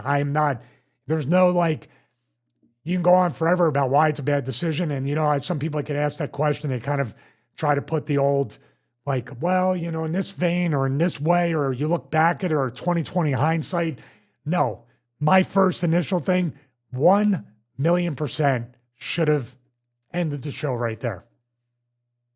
I use more common sense things where people say, well, there might have been a riot or something like that. It's like, there was never going to be a riot. Say a wrestler has died, we are shutting the show down. What they were obsessed with the idea of is having to refund those tickets and those pay-per-view buys. That's the only reason it continued. And they were saying, well, everything was so crazy at the time, we just sort of continued, etc. And I always say, well, okay, somebody died in a building. Imagine if this was an industrial accident. Does somebody die on the middle of the shop floor and then everyone just work around them? No, they don't. They try and figure out what caused this accident. Was it an accident? the investigation, you clear the area and you cordon off everything to start an investigation to see what in the world happened, right? You don't wait hours to after the show and everybody clears out. Now let's start I can't believe the police didn't want to shut it down. Yeah, that's my point. Here's the thing. And everyone, I'm sure I got blowback from this. It's like, well, how do you know someone didn't push him? At that exact second, how do you know this isn't a murder? You don't know that. That night, you would not know anything about anything at that point in time. And I remember Vince being very, very annoyed with a female reporter. I only know that because he said, "Hey, lady," and he looked like, "How dare!" Like that was where the narcissism kind of creeped up to the surface in a very bad light, because Vince was like he was taken back and annoyed. How dare you ask us what are you talking about, dude? Yeah, I when I saw that in wrestling, you're like, should it go on or should it not go on? Because the talent is upset. He died. How are the fans going to feel? What I thought about in a real world sense is what you said. Why are the police not immediately investigating this to see what exactly? And if somebody goes, nobody would ever push Owen. Everybody loved him. Who knows what would happen? That's why you do the investigation right then and there. You have somebody go right up into the rafters, into the catwalk, cut it off with the tape, and make sure nobody in the building where he fell, all that really, really just crazy stuff. You know, I have to say there might be some people who are in the audience that are still carrying that trauma around today. Yeah. I mean, whether the show ended or not, they're going to carry around the trauma. They witnessed it. What about Jimmy Corderas? Jimmy Corderas I hope they got him counseling. He was right there when it happened. Brushed past his head, in fact. He actually, supposedly, the way Jimmy says it is, he sort of heard Owen scream. He sort of thought he said move, and he kind of flinched slightly, and that might have saved him from Owen landing on him. So right to his last moment, Owen was thinking of Jimmy Corderas to say, get out of the way. Maybe. The thing is that it was so dark in the arena, which is why nobody actually saw it, because all the lights, the house lights were dimmed, and everyone's attention was on the big screen, because it was a pre-tape of the Blue Blazer that they filmed earlier that day, doing a promo with whoever. One more thing is, to finish off... He was actually supposed to work Godfather for the IC title, right? Yep, he was going to win the belt that night. Once again. Vince said, first of all, lady, I don't like your tone. I was like, dude, you carried on a show traumatizing, not the audience so much, but, all the wrestlers, because I don't think many wrestlers knew what happened until after there's no internet, there's no smartphones at that point. The one thing that the person who was probably the most traumatized was when Jim Ross called to the back in the production truck and said, any word on Owen? And Kevin Dunn said, yeah, we just got word he's dead. And you're back on in 10, 9, 8, That's 7. a hell of a thing, huh? Yeah. Even worse. Raw is Owen was not going to happen if Vince McMahon and Kevin Dunn got their way. Huh? They asked Russo. Russo tells this story. Russo said, because he was head writer at the time in 1999, and Kevin Dunn particularly, apparently, the suggestion was, we're just going to carry on doing the show that, was already written. We're not even going to mention it. We're not going to mention Owen died. And Russo said, if you don't make this a tribute show, I quit this minute. And Russo got his own way. But, I mean, Kevin Dunn was the spearhead of trying to just sweep it under the carpet and just never pretend it never happened. Wow. That is a truly evil connotation of Can't Grieve Forever. That is brutal. I never knew that.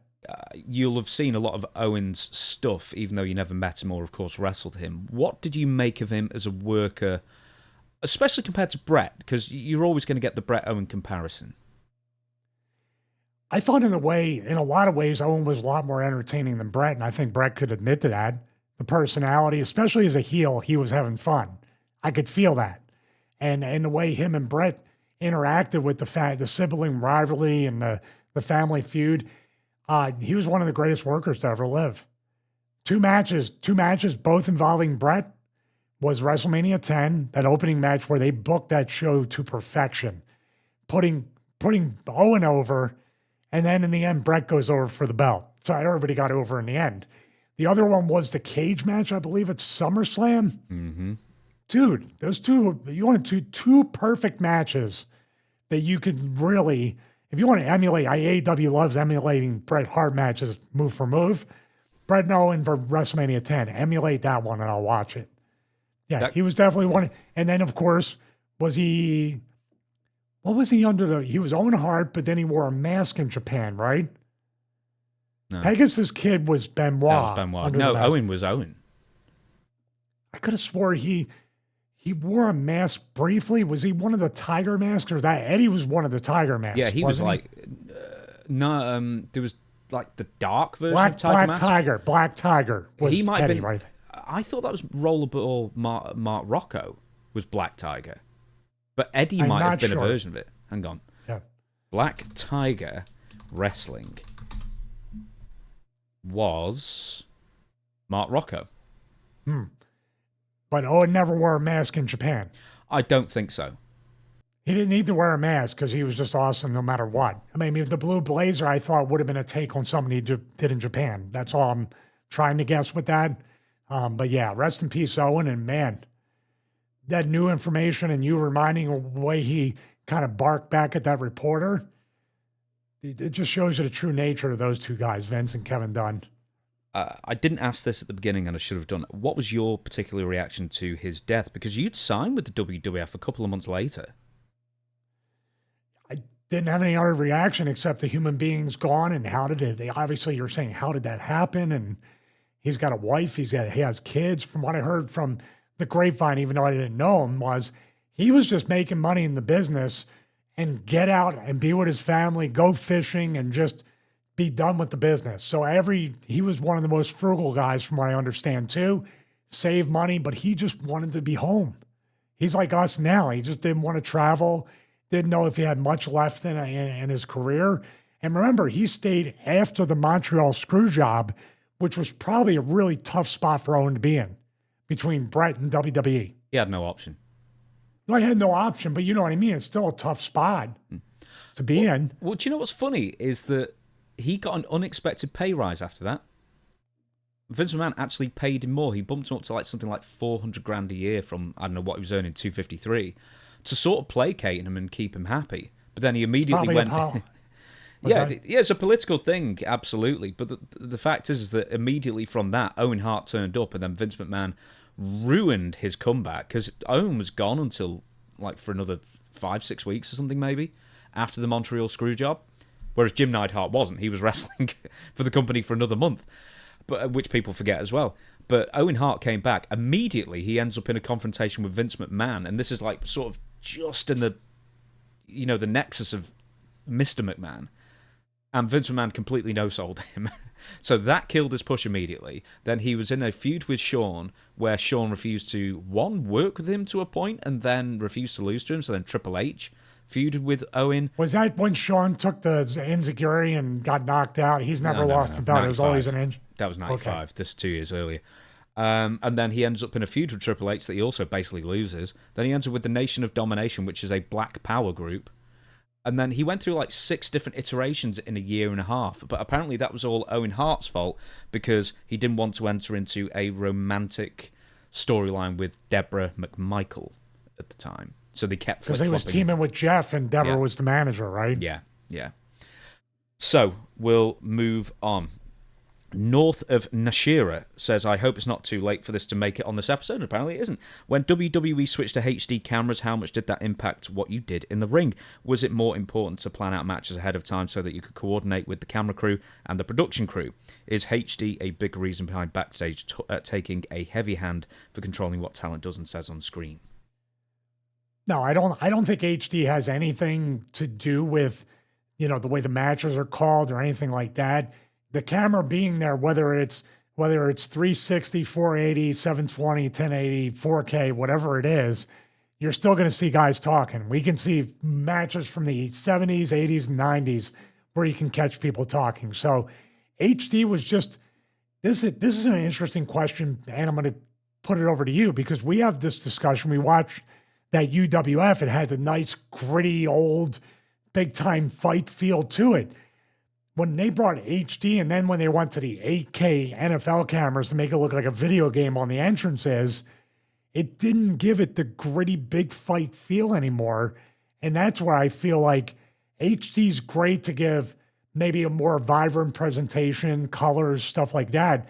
But it almost feels more muted, has less character and less soul, less heart and soul to it than in the old 360p days. I know you concur with that. Yeah, my favorite year for actual how footage looked is 97. Because that's the first year of the new raw industrial looking scaffolding with the big Titantron. But also WCW still had that unbelievable Nitro entrance. I love that entrance because it's somehow they got the right balance of, eclectic colour all the way through, seems like a big fight feel, yet the industrial entrance kind of thing, with the the rectangular sort of Russian doll kind of thing looking, and just the way that I don't know if it's the color grading or it's not color grading after the fact 'cause it's live, but yeah, somehow they got it more right in 97 than they probably can do today. Yeah, they can still apply a lot. There has to be some kind of technology with the production equipment that are shooting maybe in somewhat of a log or to capture the most amount of information, then applying a lot live. We can do that here with Ecamm Live.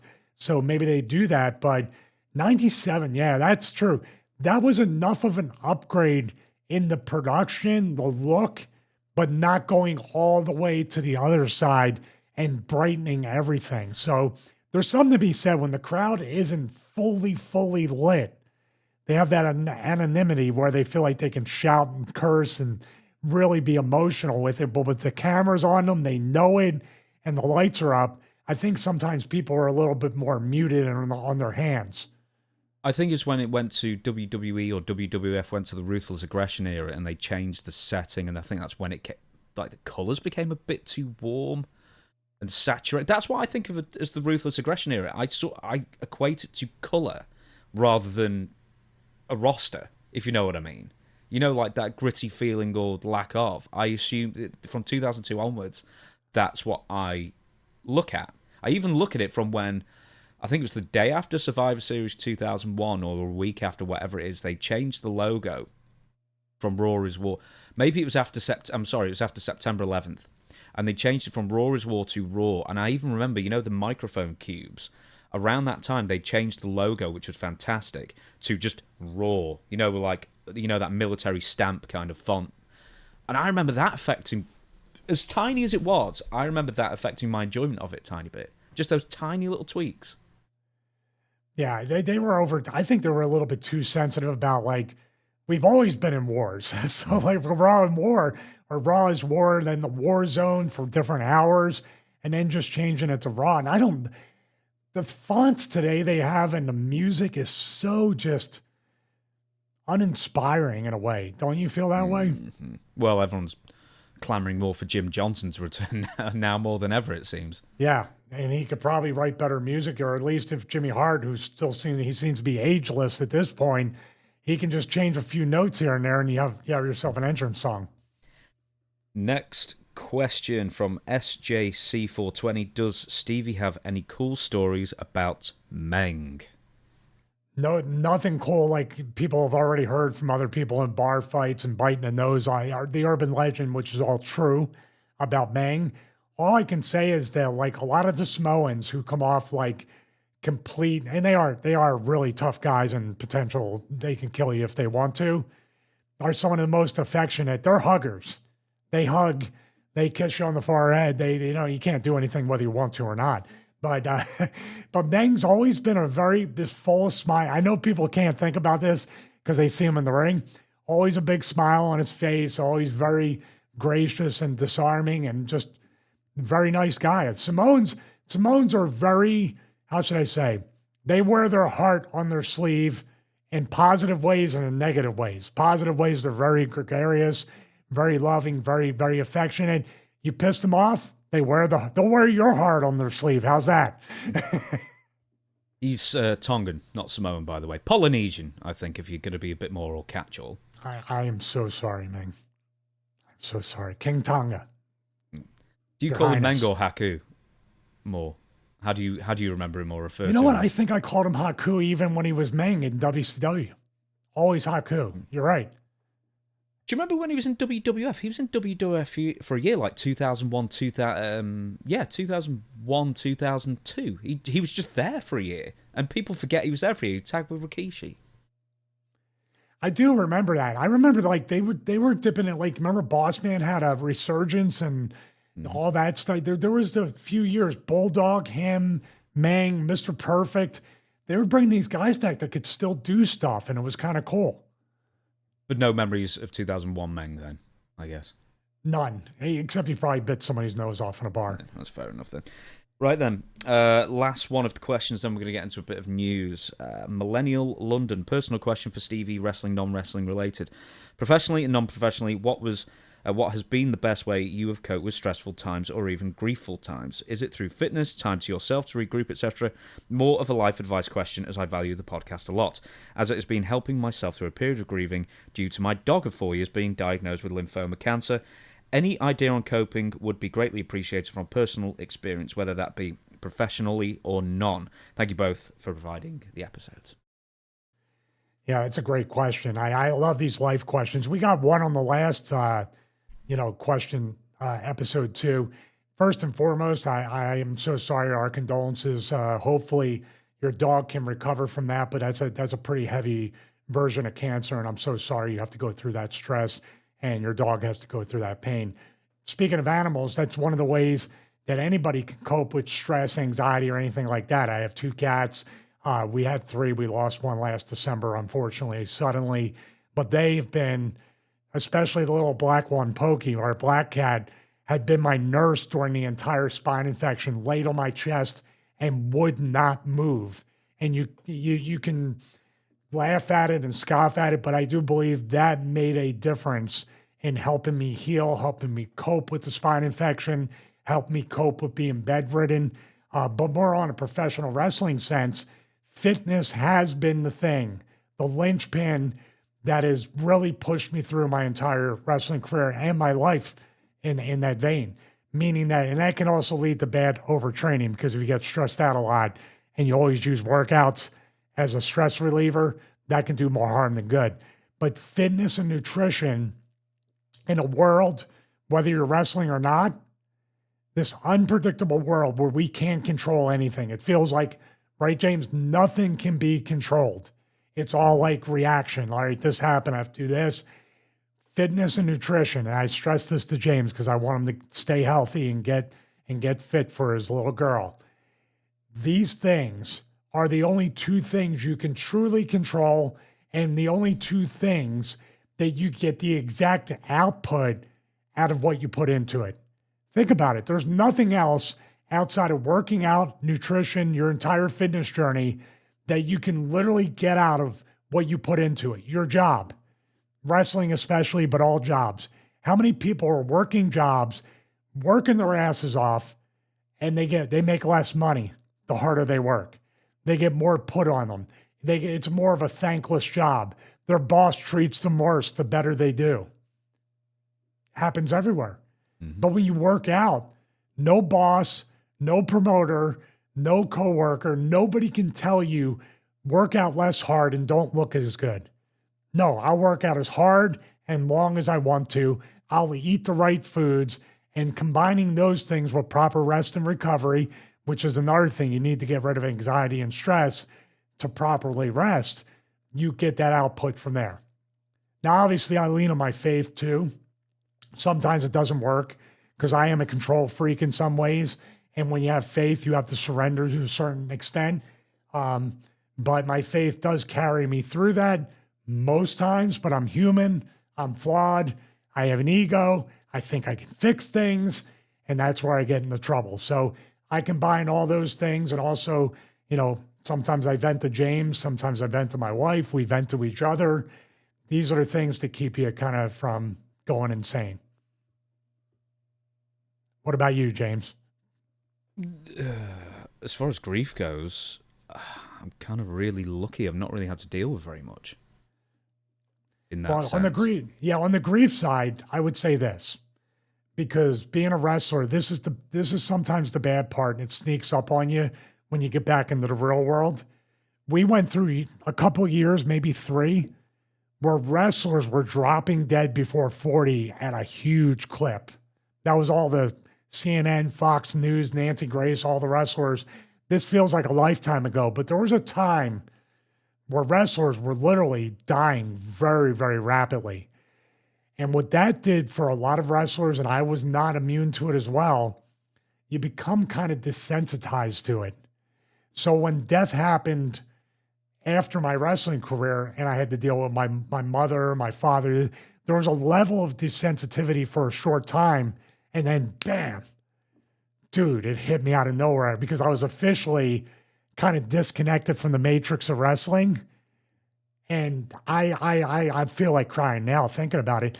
But dude, when it hit me, it was like everything made me cry for like up to a month. It was like it was all backed up inside me, and all the tears and the grief.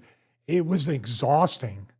And then I learned, well, when things happen, like your cat Odin dies, or this happens, or other things, or you have an illness, you're allowed to cry. You're allowed to get it out, and then you got to move on and try to move on and try to be strong for others. But man, I can't tell you, like I couldn't even explain it, that when my parents died, or my mom died first, it happened. Then when my dad died years later, it kind of was still bottled up. But dude, I didn't even realize how much I just kind of like compartmentalized and like pushed down and suppressed all this stuff until I got back really, truly full time into the real world and outside the wrestling bubble.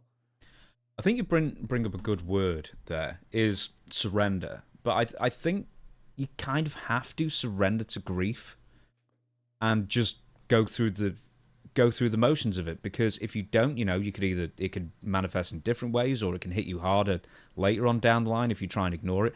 You kind of, I guess, you just have to accept it for what it is, get through the worst of it by surrounding yourself with what makes you happy, whether it's games or family and friends, whatever best gets you through it, and then time will take care of the rest. Is that pretty much fair to say? Yeah, time. I mean, for example, when Odin died in December, which still, like my wife and I, every other day or so get upset about it or get emotional, but not to the point of when it first happened because it was shocking. But when I look at it this is what I would put it in. Because I think when people think you get it out of your system, you grieve, and then you try to do things that make you happy and fulfill you, that you're going to forget the person you love that passed away. You never forget them. It's always going to creep up. Time does not heal the wound, but you can honor the person that's gone in different ways, and that's how it shifts. Like years and years ago, my younger brother Anthony died from ALL, basically a form of leukemia. He passed away at 24. I got a swift and really meaningful kick in the ass.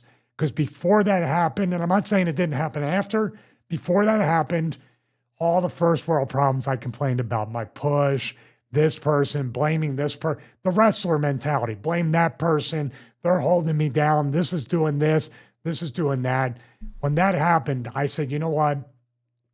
If I can do anything to honor this kid's life who died at 24 and never got a chance to have a life in the first place, I can honor him by doing my best, and all the accountability and everything needs to be on me. Whether it's my fault or not, I'm going to take full accountability and try to make the most out of my life to at least honor a kid that never had the chance to have one. Okay, we'll leave that there. It's going to seem rather frivolous to go into wrestling news now for such a basically heavy topic. Especially, I'm sorry about that. I wasn't trying to bring anybody down. Hopefully, I inspired people to get past it, because it's really in the end. In the end, it's a really. I feel good about the fact that I can now openly and without worrying about suppressing things. I still do it. I can grieve certain things. I can be happy. I can show emotion. There's still times, dude, where I feel like I can't laugh or I can't outwardly smile. Sometimes I still have that deadpan, dead face, don't sell wrestler mode that I hate sometimes. Trust me. I laugh here and do stuff, but there's certain things I should just be belly laughing at, and I don't because I'm like, I don't know. We're all crazy. Wrestling news. So yes, wrestling news now. So we're going to go on things that don't really matter, but there you go. Hurt Syndicate heat rumors. So this is from SE Scoops. Hurt Syndicate reportedly has heat in AEW. Rumors have been swirling around about the trio of Shelton Benjamin, MVP, and Bobby Lashley refusing to put over certain teams. Now Fightful Select has provided an update on the same. MVP has stated in interviews multiple times that he wants the faction to create new stars, and according to the report, this has resulted in the group refusing to lose to teams they don't feel need the win. Right, before we even go anymore, it's like, yeah, you want to create stars. That doesn't mean losing to everybody. And they're by far the most impressive tag team probably AEW may have ever had, including FTR and the Young Bucks, or whoever. Yeah, I think that's, I don't know. There's no direct quotes here or anything. This feels like it's all kind of secondhand information. I can't believe that MVP, Lashley, and Shelton are not putting this completely differently in a vein of, we're built up now. We need to figure, they're trying to figure out a way that they can elevate the other talent. Because quite frankly, we did a watch along before. They look like monsters among these kids in AEW. How are we going to solve that problem? So in other words, you talked about it. Well, who are they going to wrestle now? They beat everybody up. We watched it all in too. Like Shelton is not. He's a big dude, but MVP's a big dude, but these dudes are not as big as Lashley. But they still, if you put Shelton and MVP out there, they look like Lashley next to these kids. How do you solve that problem? What do you do? So I think maybe they were trying to figure out a way to keep themselves strong while still trying to figure out a way to elevate this talent. That's very, very tricky. They've booked the Hurt Syndicate and every opponent of theirs into a corner. Specifically, apparently, Jet Speed and FTR. So Jet Speed is Mike Bailey and Kevin Knight. And if you thinking those two should be beating the Hurt Syndicate, you stop it. MVP has made it clear that the Hurt Syndicate doesn't want to lose to Jet Speed and FTR. They faced Jet Speed in a triple threat at All in Texas last month. We even watched that clip where it completely went wrong with Kevin Knight, Shelton Benjamin, and Mike Bailey, where no one seemed to know what was going on as far as like a drop kick or whatever. They have yet to spar with FTR in the company, but there had been a pitch for the duo of Cash Wheeler and Dax Harwood to start a redemption story at All In. It's unknown what the specific plans are, but the claim internally is that the faction said no to losing to FTR at both All In and Forbidden Door. There's a bit more on this if you want me to read it, but what are they meant to be doing? I have no idea where you go with this. In other words, why you're refusing to lose to FTR, I'm not sure. Has there been given a reason for that? I can understand the other two kids are small and look very green. They looked very green in the ring with Shelton and Lashley, and in that three-way, they did not look like they were keeping up with them. I think that's what it is.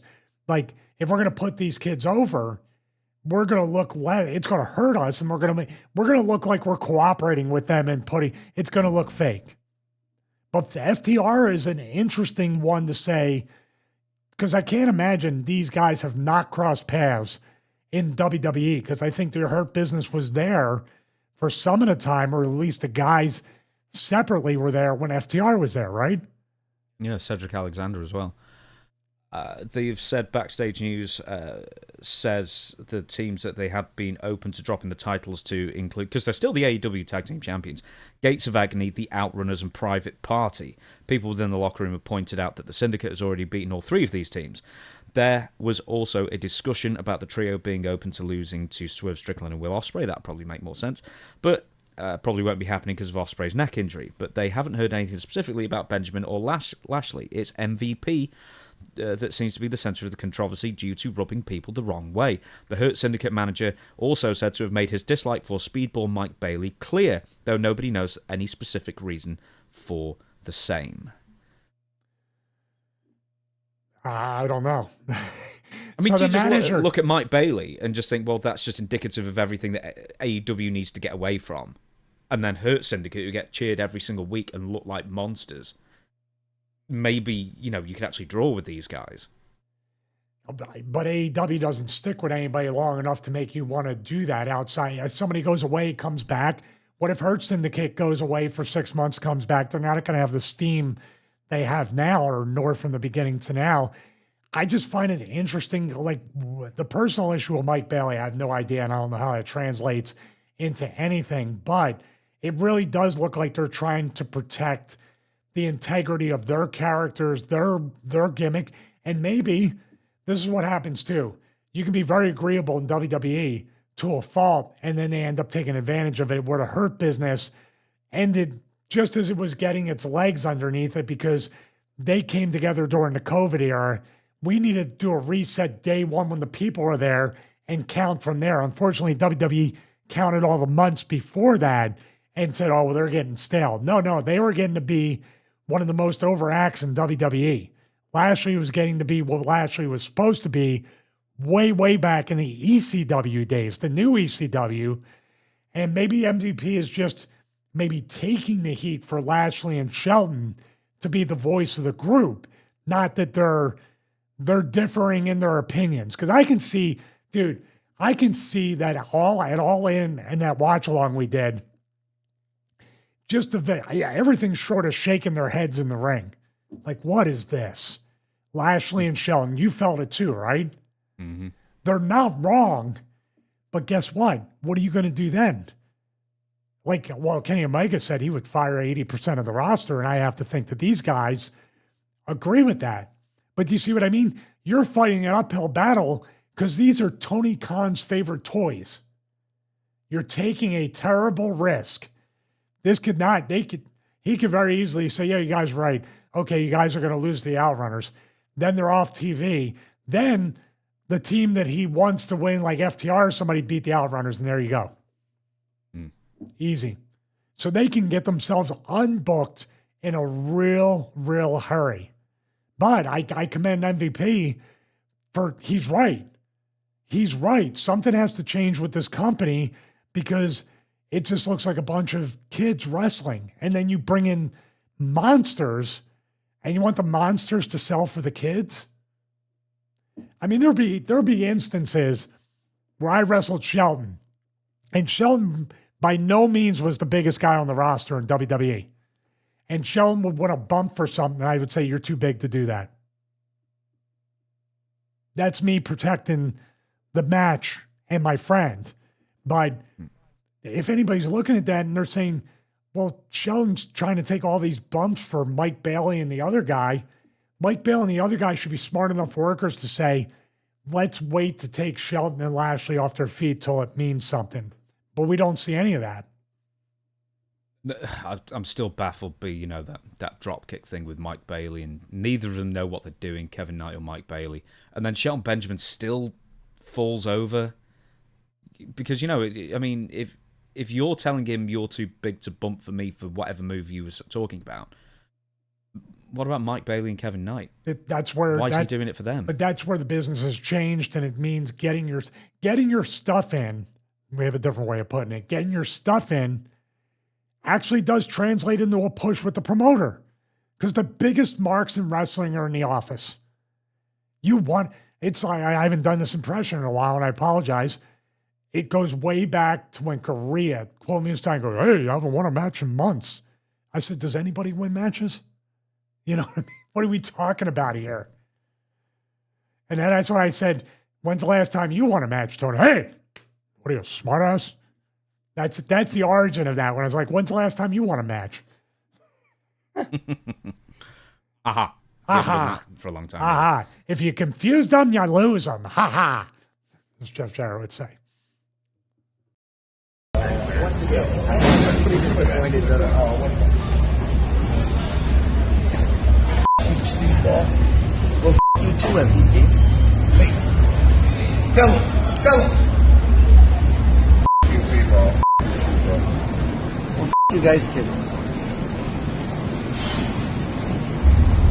Are we going to talk about Joey Ryan? Yeah, we can talk about it. Okay. Joey Ryan's Aborted Comeback Part 2. Some person in Portland area way was booking Joey Ryan. Now, keep in mind that Joey Ryan has been gone for 5 years. He would claim in exile. We'll talk about that in a second. Okay, what's Joey Ryan famous for? For people who don't remember Joey Ryan, then thank goodness for you. But for the people who don't know who Joey Ryan is, what is he most famous for? I muted because I was I was second guessing. I was about to say, no, I changed my mind. Let's not talk about it. He's most famous for grabbing someone's hand, putting it in between his legs, doing the Rougeau's bushwhacker body slam spot. He goes like that, and then he would flex up multiple times, do this, and literally they would take a hip toss bump. He would hip toss or flip a male or female. He's wrestled plenty of females with the penis flip, but it was called something else. Am I off base? Penis suplex, yeah. Among other things. Well, that's pretty much... What I wrote here is, he's some indie guy who made wrestling an even bigger laughing stock than it needed to be. And that got mainstream attention. That did in like 2016 or 17 or 18. That was getting him booked at the time. Yeah. Not anywhere important, really. I mean, he was in Impact at times, but that was when Impact was absolutely on its knees between 2013 and like 20... I think he got fired in 2020 as well, actually, from Impact when... things happen. One of Jim Cornette's favorite wrestlers, along with Pockets and Laurence Olivier, whoever else, Twinkle Toes. So anyway, he said that or the poster that is like the kind of Photoshop that you do in like MS DOS. Is like on an Amstrad. 5 years in exile, and Joey Ryan's returning to for the demand of nobody. Anyway, said promoter has been finally bullied into cancelling Joey's appearance, but not before arguing with people for hours on end on the comment section about why they are wrong and it is right to bring Joey Ryan back for a booking. Anyway, 5 years in exile, and it's not self-imposed exile because Joey Ryan was exiled from wrestling due to multiple accounts of assault and creepy behavior towards women. So this is from Deadspin. 17 different accusations were levied against Ryan for unwanted sexual advances, assaults, grooming underage girls, and various other acts of dangerous grossness. Now, kind of not surprising because, he's the guy who put lollipops in his trunks and then shoved them in other dudes and probably women's mouths as well. Now, Joey Ryan, of course, denies all 17 of these accusations, but beyond the accusations, people who've worked with him have come out and said he's one of the weirdest or one of the worst people I ever worked with, or I wasn't a fan, or whatever it was. A lot of people were not fans of this guy. He attempted to come back once before for a charity wrestling show, and some AEW talent were also going to be on the show. Tony Khan said, "I will pull all the talent if Joey Ryan's on that card," and then they did. They got rid of him, so the AEW talent remained. Okay, your opinion of this. There are a lot of accusations. Obviously, Joey has denied all 17 of them. And, I don't know how he denied them, but he's denied them. But what are your opinions of him trying to make a comeback? What were your opinions of him as a worker? And did you ever meet him? The one thing I would say is I don't know, have these things been resolved? Like, these accusations are there. Have they gone to court? Has there been charges? This is my question. It feels like it's still in limbo from the initial exile, when he first got kind of found out about this and unbooked from everything. Best I know, I'm not even sure he's been charged. It's just, man, it's a hard thing to and we're going to talk, this is right up there with the confusion of the Vince McMahon, the Brock Lesnar stuff we're going to talk about next. Other things where it's just tough. I only had one interaction with Joey Ryan. As a worker, it's whatever. I never got it. But he was getting booked and he was getting mainstream attention at one time. Maybe that's what brought along all these charges as well. You're getting featured in mainstream for the same exact lewd behavior that you're accused of doing outside of the ring. I met Joey Ryan at a Beyond Wrestling show. Actually, it was like one of my favorite matches against Anthony Green. I talked about this before, that when I wrestled Anthony Green, he waited till after the match, which thank God he did, because he showed me a picture he took with me as a young fan in 2002. And he goes, "I always wanted to wrestle you." If he had told me back before the match, I'd be so filled with anxiety to do well for the kid. But I remember it was in like one of those sports complex things. I remember earlier in the day too, Joey Janela passed out on the turf and I walked by to make sure he was alive because he was laying there for like 2 hours. So it was an indie show through and through. So I go to the tent, getting ready. I guess it's just before bell time. Everybody came back from the merch table. Joey Ryan comes into the tent, and I walk up to him. I introduce myself to him. I do it to everybody. I'm like, whatever. Stevie Richards, he introduces back, and he goes, hey, man. He goes, I wanted to ask you something. I have a show coming up in Vegas that I'm promoting. And I said, okay. And he said, it'd be great to have you there if you want to work. And I said, okay. I go, what are you paying or whatever? He goes, well, he didn't say anything about money. I want to use you as Stevie Richards, as Big Stevie Cole, and as RTC Steven Richards. And he goes, I have Godfather on the show, and I'm going to have Godfather squash you on the show. And then we're going to have you put other people over in the other 2 matches. I said, well, how much you want me to work 3 times and put people over 3 different times and get squashed in 3 different gimmicks? I got to make the change, go out there, work. I go, what's it paying? He goes, well, you should be happy to even get booked. I said, it was nice meeting you, Joey, and turned around and went back to my bag, sat down. Well, that pretty much says it all. I mean, he's consistent, I guess, after finding all this stuff out.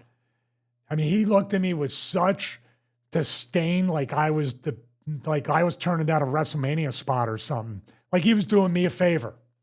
But this is Joey Ryan. He did nothing. Apart from just being like a dude, viral joke. I'm a guy that people treat like I've done nothing, it seems. Yeah, right. Let's go through it. TNA, 10 years in WWE, one of the early stars of ECW. WCW was very short, we'll understand that. As well, Ring of Honor and everything else. You've been I was in there the longer than business 30 Joey Ryan years. was. Yeah, exactly. So where does this goofball then get off the idea that you should be happy getting booked at all for free? Was the flight included? Probably not. Probably use my miles, and maybe I had to pay him. Maybe we're getting to the point where he was going to Jedi mind trick me. You pay me.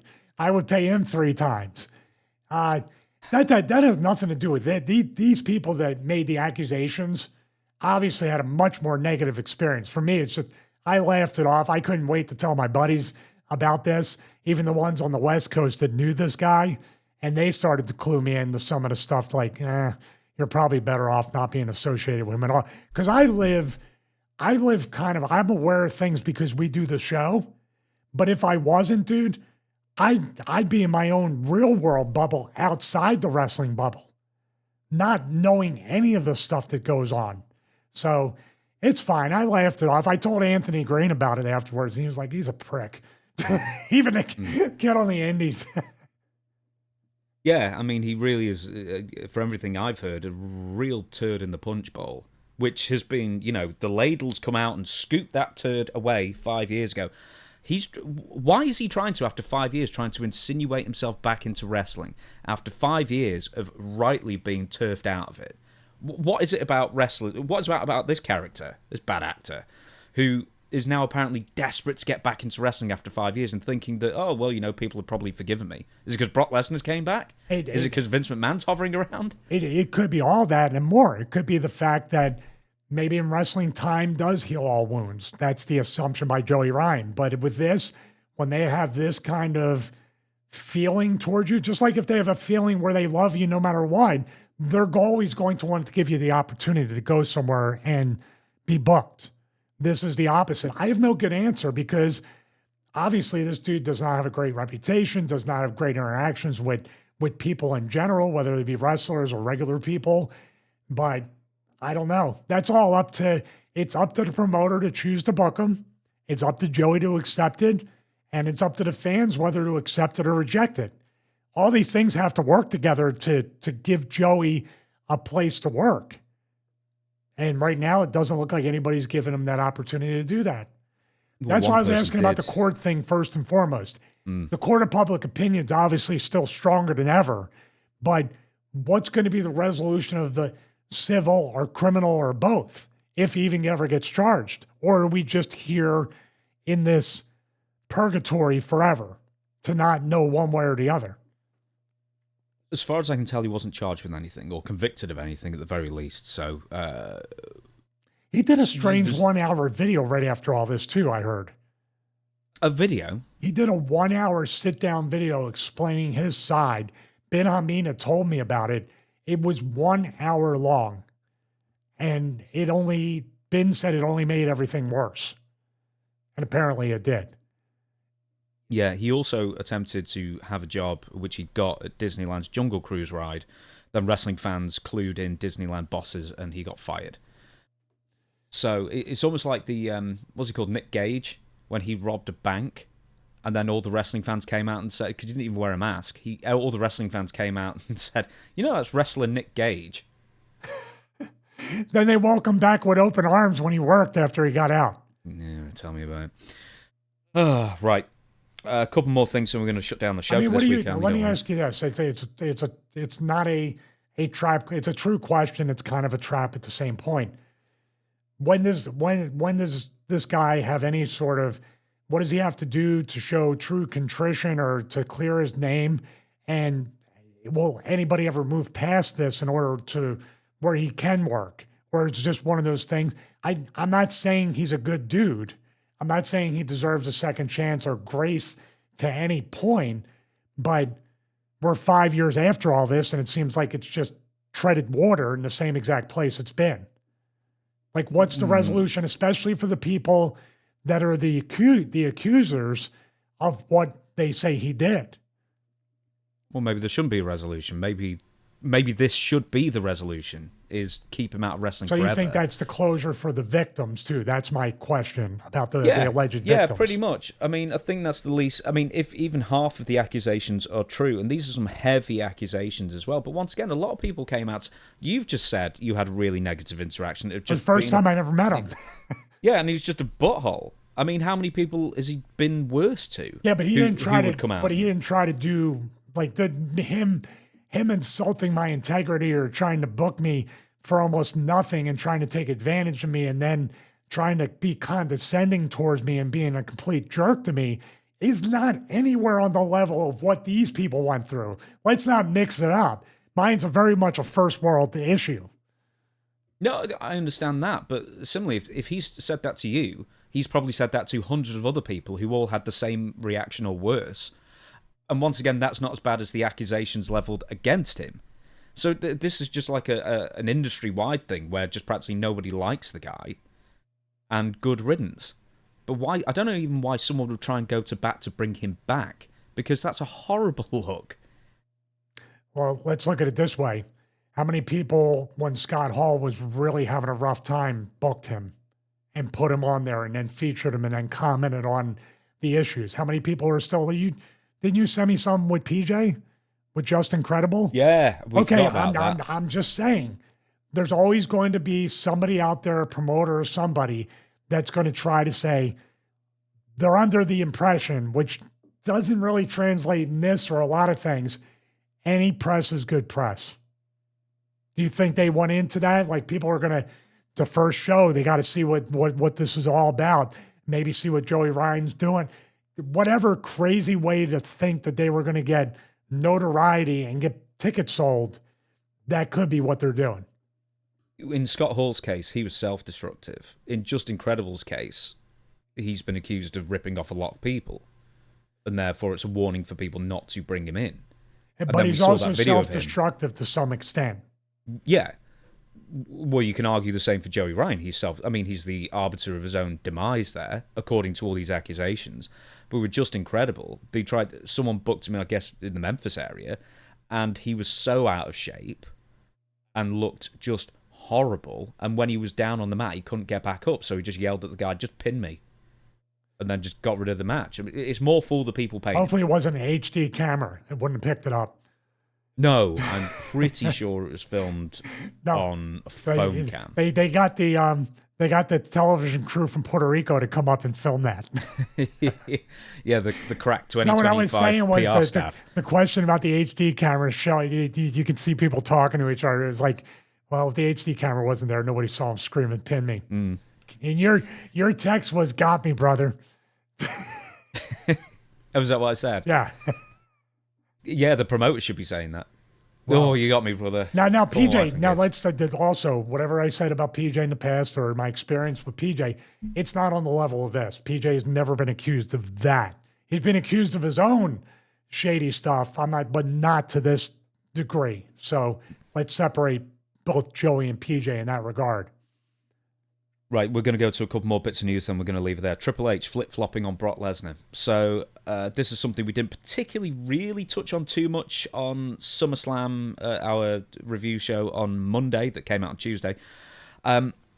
Discussing Brock Lesnar, but, we have Airstrip 1 style doublespeak here. Triple H claimed one thing, then immediately, when contradicted, said the opposite. And then, hey, we never said that kind of thing.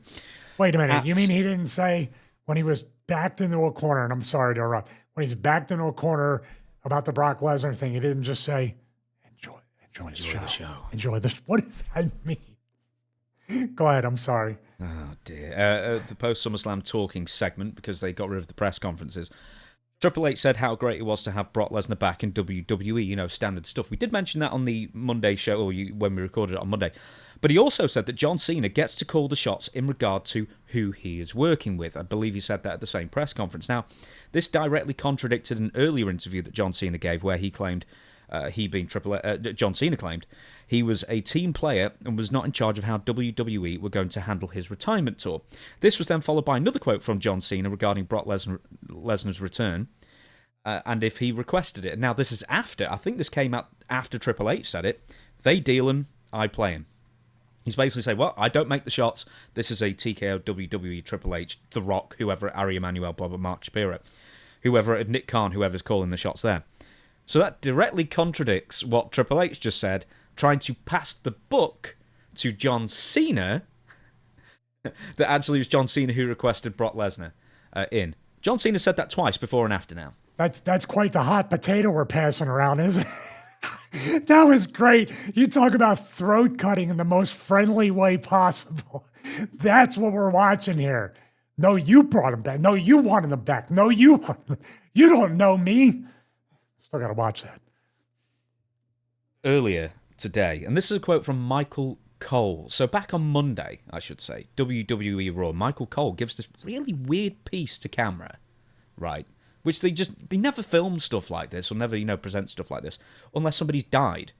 But Michael Cole, at the commentary table, looks into the camera and says, earlier today, I had the opportunity to sit down with WWE President Nick Khan and WWE's Chief Content Officer Paul Triple H Levesque.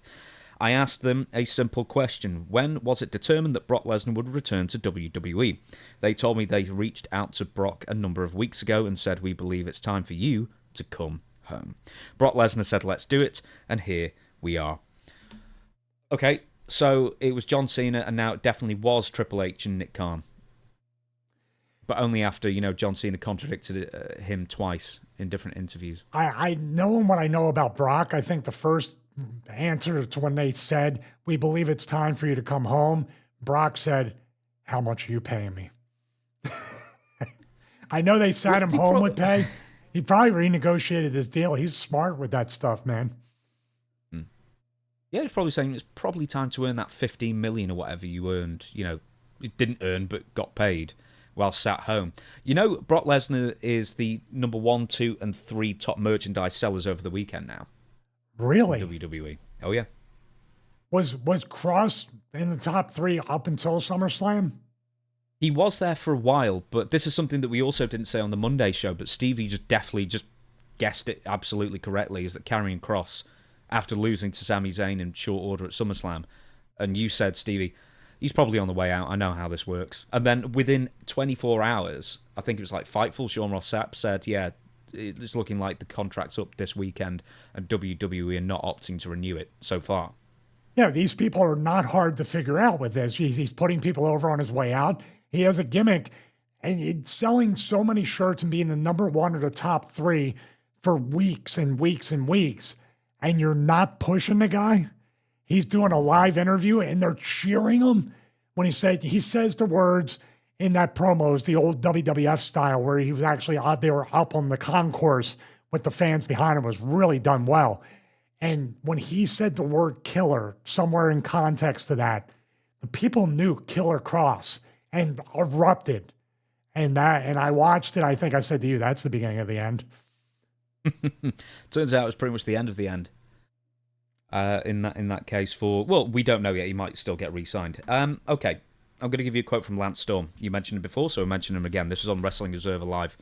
Lance Storm responded by people saying that they were looking at the whole Brock Lesnar situation wrong. I think everyone's looking at it from the wrong perspective. I don't think it's about Brock.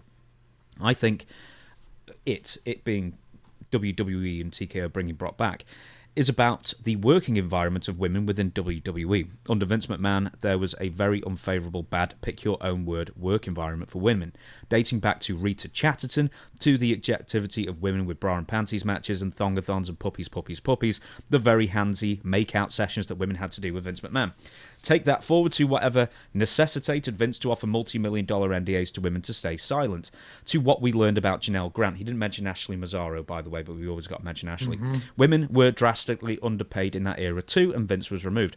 And Hunter, Triple H, has made things so much better. Women are making way more money. Women are legitimate stars. Women aren't objectified like they used to be. Women can wear non-revealing outfits, if they so choose anyway, a lot of them still do, and still be big stars. So to me, whether you bring Brock back or not, or anyone else back or not, to me you need to ask the question, does this support your move to improve and make a respectful, safe environment for women in your company, or does it detract from that and make it feel like you're going backwards? Because I think if you just look at each individual case, did this person do something that's really worth that? Was this one instance? It's not about the individual instances, it's about the overall message you send to women who work for you and in your company about the environment they are going to have to perform in. And I think you have to look at it from the women's standpoint and whether they will be in favour of something or not. So what do you make of Lance Storm's take on things? Well, I know somebody else that isn't getting a Legends deal after that quote. Mm-hmm. Or maybe he is because he put Triple H over. Everything he says, it's true. It's that this is a much more of a 10,000 foot view of everything. And what's the environment like? And I can't speak on that. I don't know if Brock is just separated from the women or there's other things going on or everybody's separated in a way or there's a legitimate HR department that's at every show or somebody representing HR. There was HR when I was there, but you're not going to them because they'll stooge you right off the vents and you'll be gone. Ashley Mazzaro, once again. Ashley Mazzaro. We can never not mention her name when it comes to especially stuff like this. It's a heavy enough atmosphere. I think even unreal. There were plenty of things that were fake and unreal, but the real thing that I felt was the heavy environment, walking on eggshells. Everybody has to play nice and do whatever, but it wasn't the political environment where everybody had to respect each other. It was the political pecking order environment where these people up here are better people, therefore you deserve to be treated like crap. I don't know how those mix up with this new generation of looking at it more corporately, remember TKO we talked about, they just don't care. They brought Brock back for a certain reason. It's obviously TKO because Hunter and John Cena are both passing that hot potato, so it could be corporate that just wants to bring him back. We're paying him $15 million or whatever a year. Let's get return our investment. Plus, Gunther's going away, so here comes Brock. Maybe when Gunther comes back, Brock goes away. Do you see the revolving door of returns? So I don't know. They're going to do whatever they want. Who's going to boycott? Has there ever been?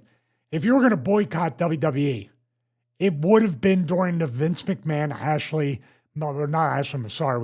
the Janelle Grant, the NDAs, the sex trafficking, all that stuff. Nobody, like I said, they held kids up at SmackDown. They don't care.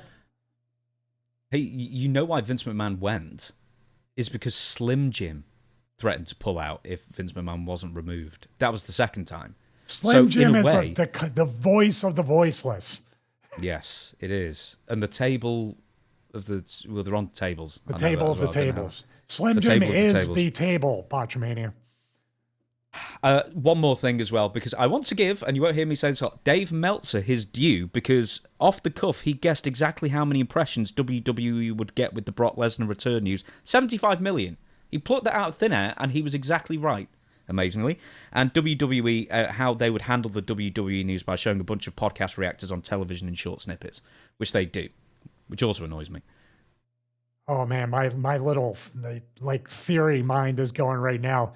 Could you imagine all this time? Now Dave Meltzer's been called the greatest worker ever in the wrestling business. Al Snow has coined that phrase.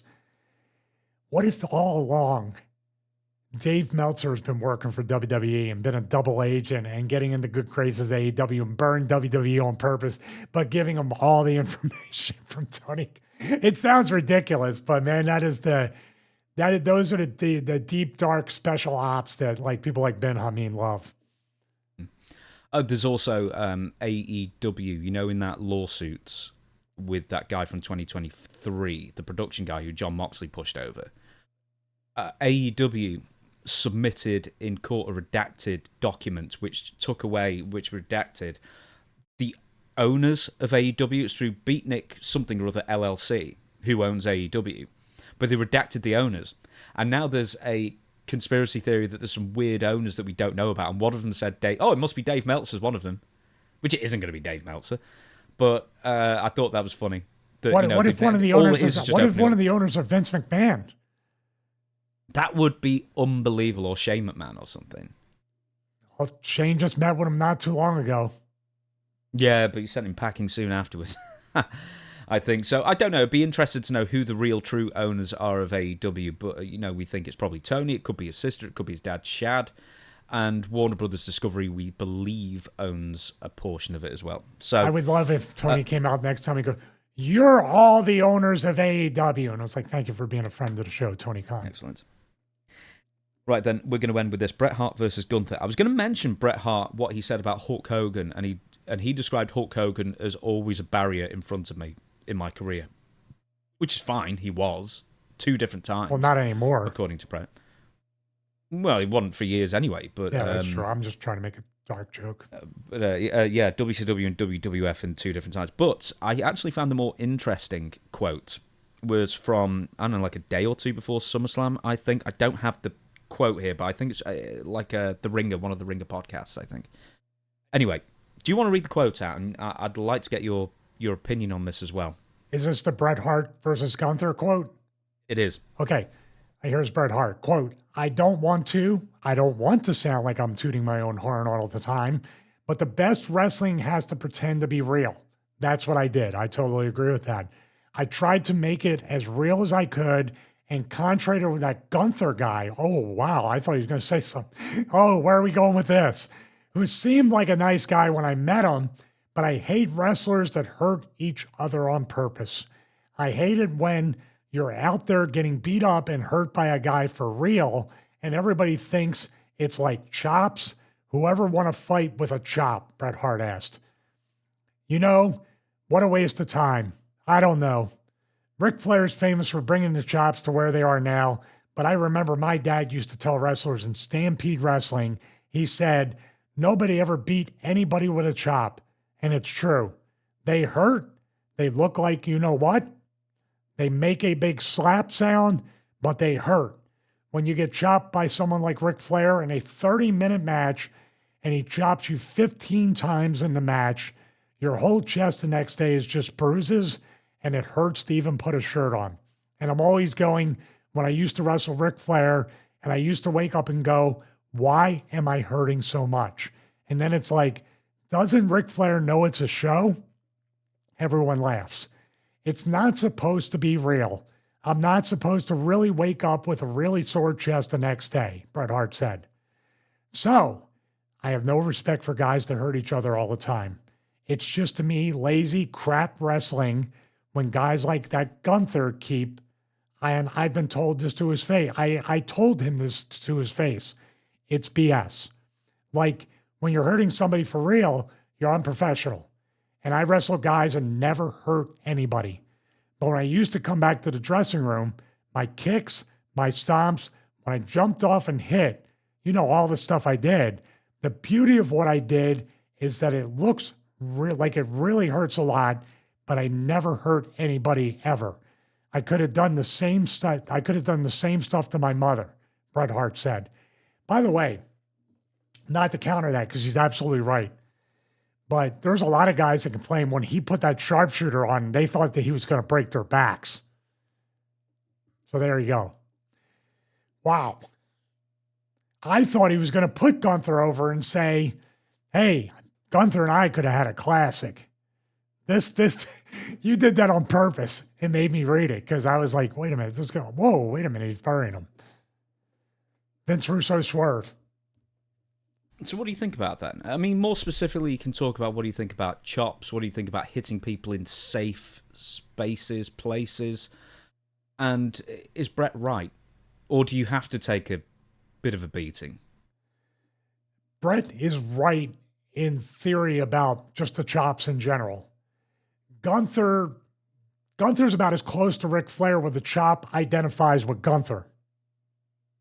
Gunther doesn't shot. What Punky did at SummerSlam, remember I said, every chop Gunther hits you with knocks the wind out of you, so you need to make it count. And he chopped Punk at Punk's request, no doubt. Chop me here, let's make it, not realizing by the end of this I'm going to be gassed and not be able to take these power bombs. Bret is right, but at the same time, if the idea, now here's where it gets egregious. Everybody on the show chopping that much to that degree and hurting each other. I don't know. This is why Undertaker hated chops. The only person that ever chopped The Undertaker was Ric Flair in that WrestleMania match, remember? He and Shawn later on. But for the longest time, Taker wouldn't let anybody chop him because he probably had the same thing as Bret. Hurts like hell. Nobody ever loses. And it's not really a move that wears anybody down in a storyline psychological sense. I've never heard commentary that said these chops slowly knocked the wind out of this guy for whatever reason, to go to the bear hug or whatever. He's right, but of course Bret's going to come off like a curmudgeon. He's going to come off as just somebody that doesn't like anything, and he does come off as somebody that toots his own horn all the time, and he should. Bret Hart is the excellence of execution. I think Bret would throw potatoes, heavy-handed stuff, but never hurt anybody. And I would work Bret 7 days a week. But also in a way, even though my chest would be sore, Ric Flair's one of the safest workers ever. So, yeah, there's a gray area here. Now, Gunther's looked in past, in your area of the world, when Gunther used to work in Europe. He looked like he would take some liberties with Will Ospreay and other people and be pretty rough.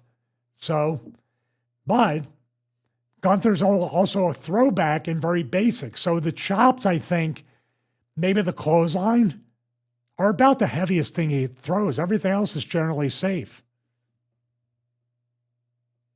You can't really even say that like a chopping thing is like a new thing because it's actually a really old school thing, isn't it? I mean, your Johnny Valentine's, your Wahoo McDaniels, and your Greg Valentine's and that kind of even thing. Heavy forearms to the back and to the chest can be construed as way too heavy. Yeah, or tons of Japanese wrestlers and all those chop battles and stuff. Chopping's never going to leave wrestling. It's too crowd pleasing. I'll tell you what hurts, and people don't realize that it can clip you and really like jar your jaw pretty good. European uppercuts.